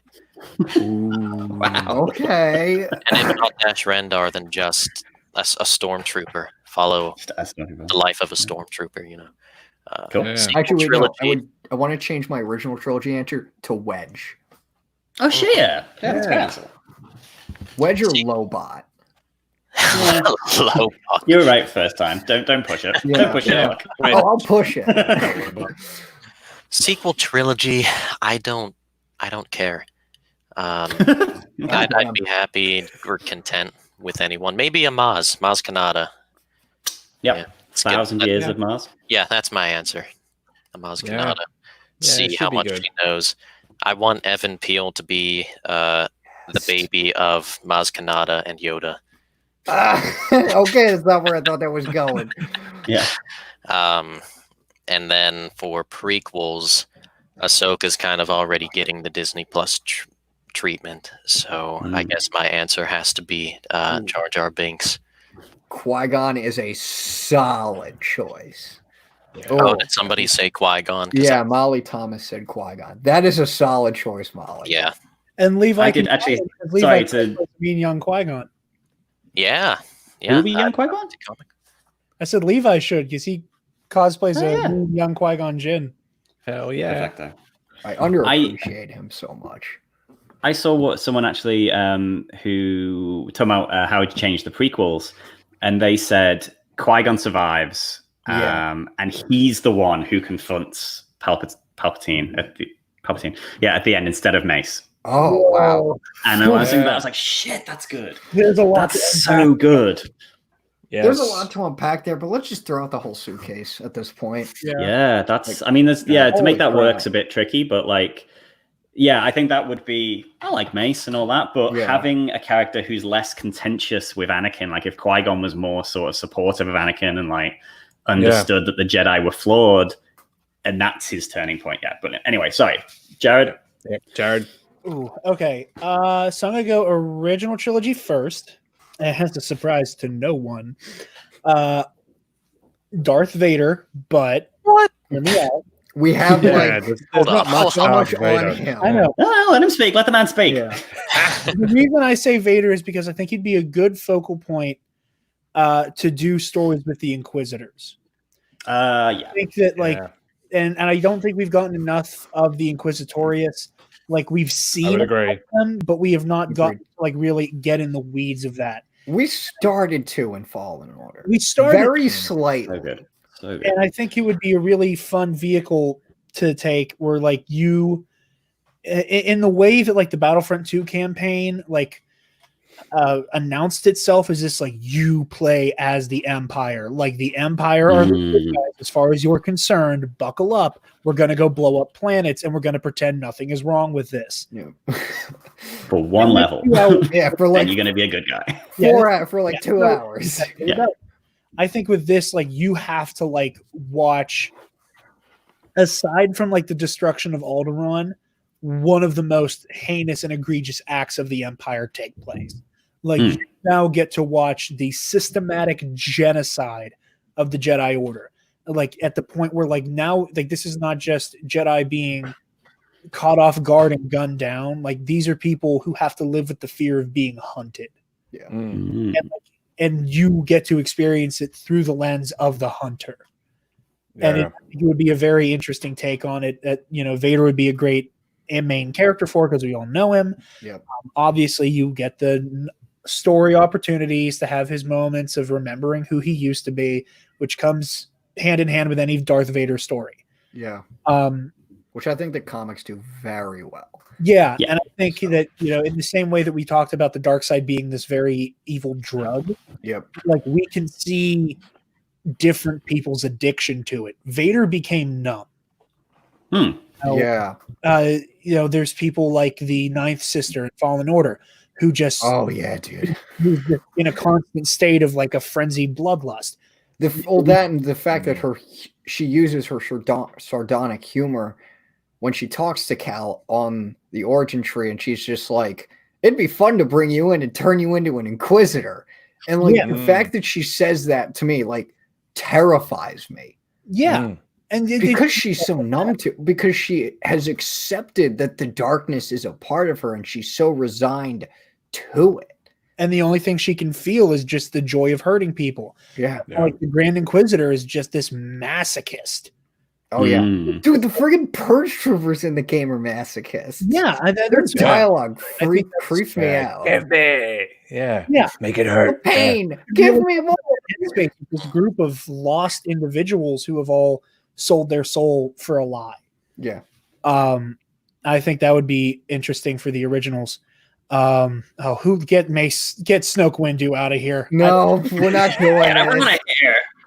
No. But no, Jared, that's actually a pretty good point, because then with that series, you could definitely start to delve into the psychology of the Inquisitors that sort of the comics and Fallen Order have started to like slowly delve into. Exactly. And I think that would be really interesting. Yeah. I know somebody said Qui-Gon earlier, so I'll retreat from that one because I would, just early Qui-Gon and Dooku stuff would be fun to watch. Yep. I think a Maul series would be interesting. The prequels are the hard one for me. Yeah. Because That's true. Yeah. That is for me personally. I would like an early Qui-Gon thing just because I love Qui-Gon. Again, to quote the Bombad cast, I think they put it perfectly when I was listening to them before we did this. Qui-Gon Jinn is the best Jedi to ever Jedi ever. And I stand by that. But I would like that. I think I would enjoy that, like the adventures of Qui-Gon and Count Dooku. For the sequels, again, as a surprise to nobody, basically the same show I think you could do with Qui-Gon and Dooku, I think you could do with Luke and Ben. Yeah, that's like what everyone's clamoring for, and I would absolutely love to see and granted, now that Ben's gone, it kind of hurts to see stories see things with Ben while he still has a twinkle in his eye. That's understandable. So I would need to have a very stiff drink with me every time I watch that show. But I think Ben being proud to be Luke Skywalker's Padawan, and going on these adventures and trying to establish this new Jedi Order, I think that would be so beautiful. And you're right, Levi. You're absolutely right. What do you mean? Yeah. Oh, yeah. I forgot. You're not the person. But I think it would be so clever and beautiful to see that, and heartbreaking, by the time that story reaches its end. But I think that's one thing Star Wars is very good at, is making you retroactively sad. Yeah. And hot take, I think the only movie, or one of the very few sequences in a movie that should be retroactively sad, despite everybody talking about how everybody cried whenever these Jedi died. I respect it. How everybody does that. Everybody cried when these Jedi died. Order 66 is a joke now. And I my brain's kind of still frustrated by the fact that we all laugh at the scene where Anakin kills kids. And the fact that retroactively that scene has been turned into a joke, when you're supposed to look at that and go, hey, that hero who we have been cheering for and have been sympathetic for this whole, oh my God. But now the lightsaber. It's a complete joke. I'm surprised in myself. I'm somehow able to separate the two. I mean, I am too, because I get locked in the poetry of it all. Yeah. But then there's that moment where it's when he says, Master Skywalker, there's too many of them. What are we going to do? It's when the meme kicks on. Yeah. But it's because they've gone to the local theater and got some kid from an amateur dramatics performance and been okay, you're pretty good as Oliver Twist. Get in there. And and it's very much that sort of thing. But then that's the shot, and then the chaser is. I saw a video of him killing younglings, and that's how the whole thing falls apart for me, because the fact that they keep using the word younglings, can't do it. Well, I'm sure you might know this already because it's one of those hilarious bits of trivia. You know the little secret about that scene with Ewan McGregor, right? Yeah. He's just he's doing this because he's laughing. Can't hold it. Yeah. You're as you would.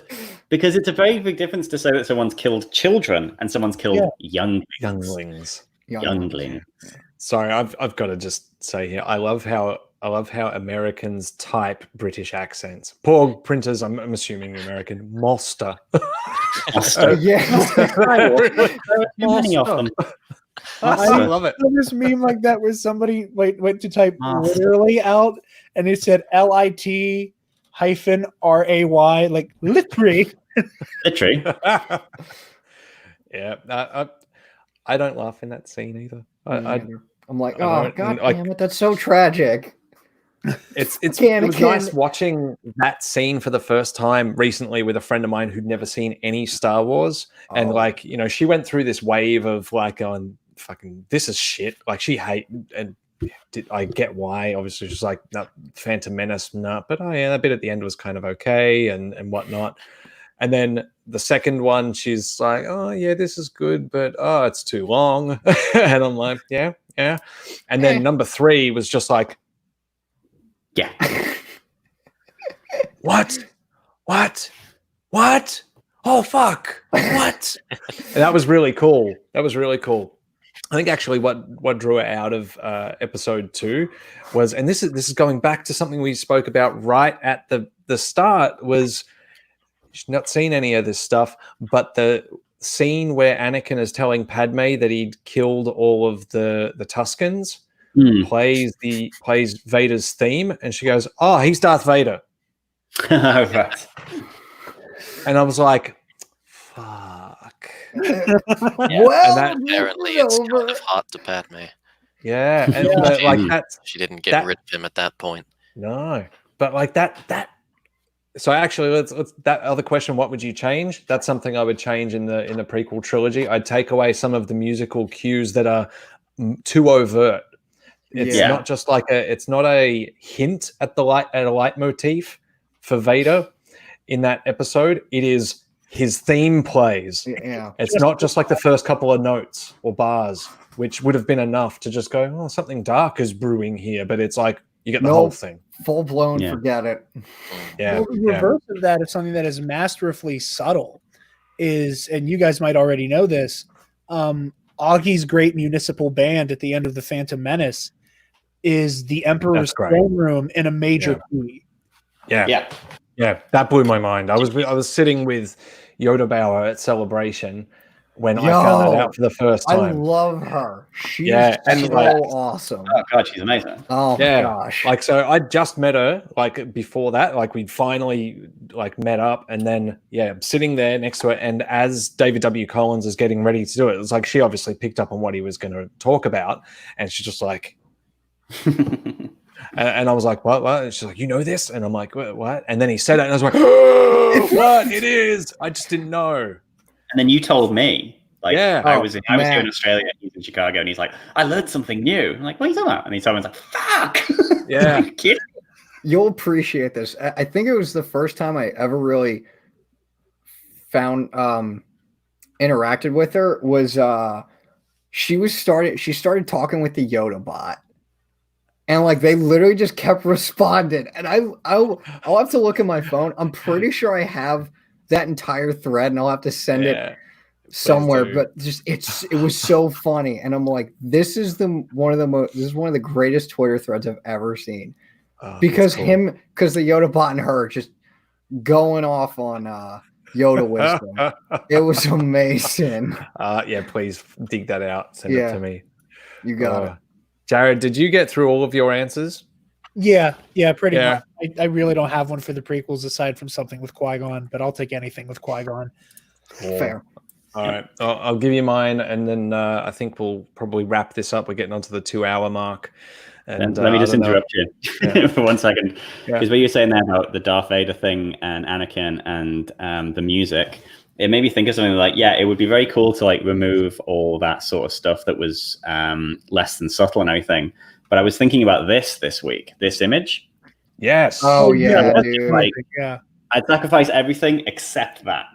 Yeah. Because I just remember seeing that in like the Odeon in Ellesmere in Bromborough when I still lived in England, and just seeing it and just being like, however old I was, 15 years old, and just being like, this is going to be the best thing in the world. Yeah. It wasn't, but fine. Before That we was move the- on, I'd very much like to call attention to Bombad Cast comment. Which one? The Anakin approaches. The Jedi Temple. Yo. Do it properly. Okay, you know what? I'm gonna rewatch that scene now and just have Crazy Train play. God. Just Anakin hacking his way through the temple. Crazy! Oh, you fucked it up for me now. And we're gonna I have hear these that. guys on. I hear that song too damn much all the time. Anyway, Answers. Matt, My do answers. So, prequel era. I'm going to go prequel era, and I'm going to class the Jedi Fallen Order story as prequel era, Cool. even though it's a bit in between. I would Dark times. similarly. Yep, that is into a show. Yeah. That period, the Inquisitors, all that stuff, thing that really got me vibing that kind of storytelling. And I know it's like, Star Wars is for kids. It's like, yeah, cool. I'm not on the make Star Wars R-rated train. I think that's bullshit. Yeah. But I think there's a great opportunity to just acknowledge the fact that not every fucking Star Wars fan is a kid, and that there can be other stories told. Just do something that is a little bit darker and a bit more grown up as a series. I would love to see that. Been watching The Man in the High Castle recently.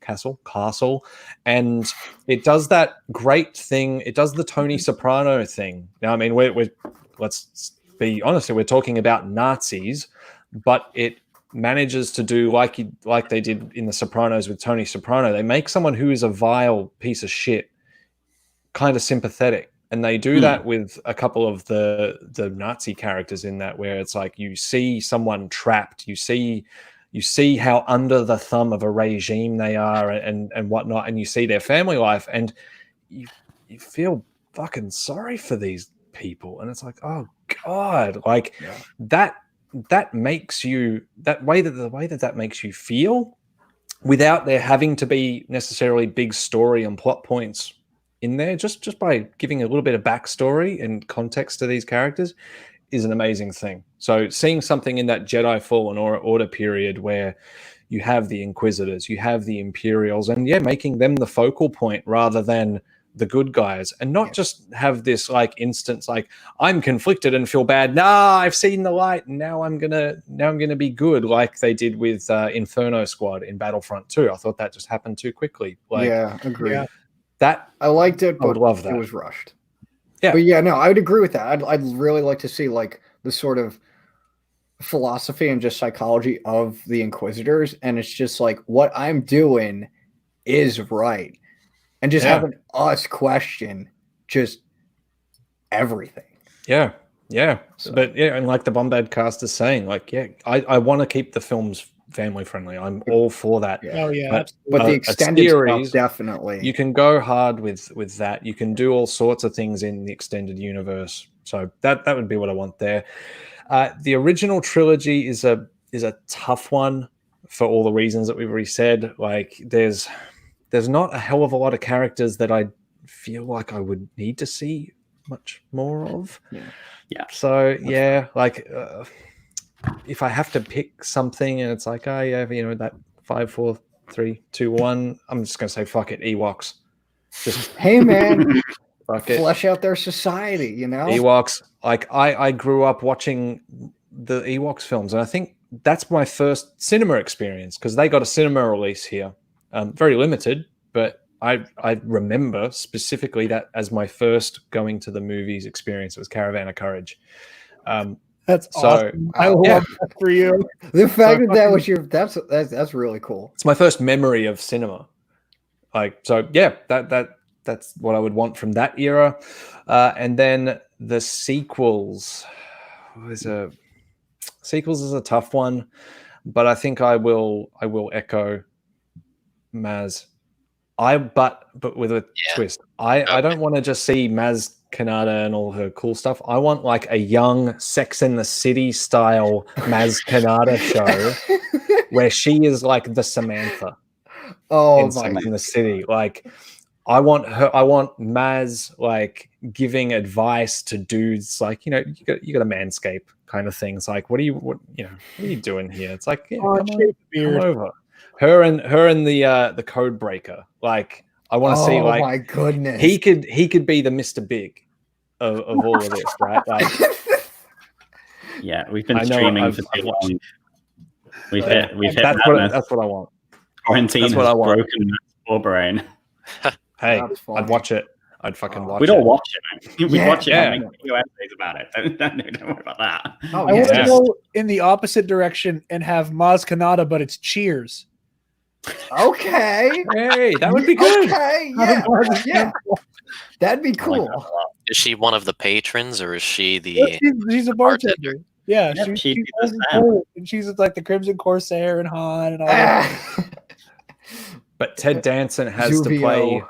someone in it and be behind the bar with her and all Yeah. that. Yeah, Yeah. Oh, that would be good. he could voice a bar back droid. Yeah, Fuck yeah. They have a droid that's Fuck bar yeah. backing for Maz. He can do the voice it's of it. like it's like SMM1, so it's sort of like Sam Malone, but not quite Sam Yeah. Malone. Yeah. Nearly that. SML1. On his Norm. yeah. Yeah. Norm. Yeah. Oh God. Does All that right. make 3PO Fraser? He Oh, kind of that did works. great. Yeah, I'll be into That's that. right. Yeah, 3PO. Oh, God. Actually, quick question. Has anyone watched the Wired special with Anthony Daniels talking about his life basically as 3PO? It goes for like 40 minutes or something like that. I've not watched it, but No. Holy shit. It's the sort of thing. It's like that should have been on the Trust Blu-ray. It's Oh, brilliant. Yeah. amazing. On YouTube. Okay. Yeah, just on YouTube. Oh, cool. Okay. It should have been an official special feature. He talks about like the life cycle of 3PO and the costuming and how that all kind of worked. It's fucking good. And he's his typical ultra charming self, you know, Yeah. like you sit there and it's like, God damn, I could listen to this guy tell stories forever. Like so good. Anyway, I hope he we're did nearly if he does the audiobook for his biography, that'd be definitely worth a listen. it's not an audio book already? Oh, I don't know. I mean, I'm saying if he does the narration. If he does. Oh, yeah. I assume he does, to be honest. I'm gonna look right? that I mean, up. why I'm gonna wouldn't look he it do up. Yeah. All right. 2 hours are up. So let's wind this up. I think people probably need to go to the toilet. I know I do. So I end every one of these streams mentioning I'm about to toilets. make pizza at 10 p.m. You gonna have a pizza? Yeah, I want a That pizza. is awesome, Levi. I want a pizza. appreciate that. I'm hungry. All right, Okay. guys. How do people find you? You guys can find myself at Dark Jedi 2552 on Twitter and Instagram. I'll let you two do your plugs, Levi and Connor, and then I'll plug the shows themselves. Okay. Yeah, pointing. It's not easy. You made Fine. fun of me, but it's not easy. You can find me on Twitter at Levi_bomb, all lowercase. And that's the only place you can find me because I said I was going to make an Instagram. I lied. Your turn, Connor. Okay, so everyone can find me on Twitter at Great. DepaBanana. You can find me on Instagram at ConmanJFO, and then you can find me on Facebook, admin in the Alliance of Star Wars Fanatics, a Star Wars Facebook group where our entire mission is to just talk about Star Wars and discuss it constructively, respectfully, and positively. Something that the entire fandom rarely ever does. Yeah. So And could you check us out. And then, you guys can find the Nerd Academy podcast, Knights of the Nerd Republic, and Campus Life. Look up the Nerd Academy podcast on Twitter, Instagram, and Facebook. YouTube as well. We upload all of our shows at 6 a.m. Eastern Standard Time, Tuesday mornings for the Nerd Academy, Sundays for Knights of the Nerd Republic, and then every other Saturday for Campus Life. You get Campus Life a week early if you subscribe to our Patreon, which you can find on our website, www.thenerdacademypodcast.com. I'm doing this the way that I know Joel would want me to. He would break my kneecaps otherwise. Other words, yeah. Cool little announcement I was saving to do here. If you guys are $5 patrons, as of we're shooting for May 1st. You guys will get the first episode of the Knights of the Nerd Republic Versus series, which we are doing as a Cool. early content. Yeah, Spencer and I are very excited to get that off the ground. But yeah, we do Star Wars comic books, all that stuff. If you need geeky content in your life, we got you. So Awesome. big thank you to Blue Bantha Milk for having us back on. Yeah, seriously, thank you guys. Yeah. Thank you very much. It was wizard. It Awesome. was super wizard. It's nice having you guys as always. And so as we sign out, everyone that's in the chat room, if for whatever reason you're not subscribed to us, let's see if this banner thing works. Yeah, it does. Please subscribe. I didn't realize these worked on the free account. So yeah, please subscribe to us. It actually helps keep everything happening. Funny that. The other things, before you go, hit the like button on the stream, just so that helps us with the algorithm. It's funny that unless you've got like 20,000 subscribers, the algorithm assumes no one wants to watch your shit, which is kind of unfortunate. Other ways that you can find us is Patreon, obviously. Very easy to find us there. So you just go to patreon.com, Blue Bantha Milk Co. We don't have any tiers at the moment. It's just, hey, if you can support us, support us. I know it's tough at the moment. Everyone's doing it tough with job security and all that sort of shit. So, like, I'm not going to put too hard of an emphasis on that. But if you can, great. Otherwise, not just us, but if you go to our TeePublic store. Guys, do you have a TeePublic yet? Not yet. All right, I'll send you an invite. If you go to our TeePublic store, we've got other channels listed on there. So we've become a TeePublic partner, means that we can host other people's stuff and advertise everyone. So not just us, but there's merch from a lot of our podcasting friends and YouTuber friends on there. And yeah, it's times like this where I like that one. Make a buck from it, and it's cool. It can help us out, but otherwise you can find neither of us really personally on Twitter anymore these days. I'm out. I'm free. Yeah, he's out. I'm done with shackles. Smart. Yeah, very smart. So you can find the channel on Twitter at Blue Bantha Milk. You can find us on Instagram at Blue Bantha Milk Co. We'll put links to our Facebook group and our Discord in the comments. I've got to update that. And Sean, talk us through Facebook. Yep. So I post a lot. It's mostly memes and polls and questions and things. So it's pretty good. So currently we're doing a poll of the top sci-fi fandoms. Star Wars got knocked out in the first round against Farscape. Because Star Wars isn't science fiction. It's a fairy tale in space. And actually... You're not the first to mention that to me. People have been very, very specific about what the definition of sci-fi is, to the point where someone was telling me that Farscape and Battlestar Galactica are different genres. And then when I asked, cool, what genres are they? No answer. So, but at the moment, it's currently... this is how weird it's all got mixed together. It's the MCU versus Twin Peaks. Wow. So, interesting. check that out. Yesterday was Stargate versus Stranger Things. Stranger Things got 63 votes, and Stargate got 1,800. Wow. So it's been a real wild ride. So yeah, check it out and come vote and leave me a comment and all that kind of stuff, because I don't answer a lot of the comments, but I do read them all, at least. And I like He's it. a masochist. I love it. He loves it. So all right. Thanks, everyone. We'll be doing this. I think we might do it maybe 15 or 20 minutes later next week. I have this habit of needing to rush to get everything set up in the morning. So same time-ish, same place next week. Oh, shit. I just pulled out my headphones. But you can still hear me, right? Anyway, thanks for stopping by. It's been a blast. And may the force be with you. Someone say always. All right. Always. See you guys.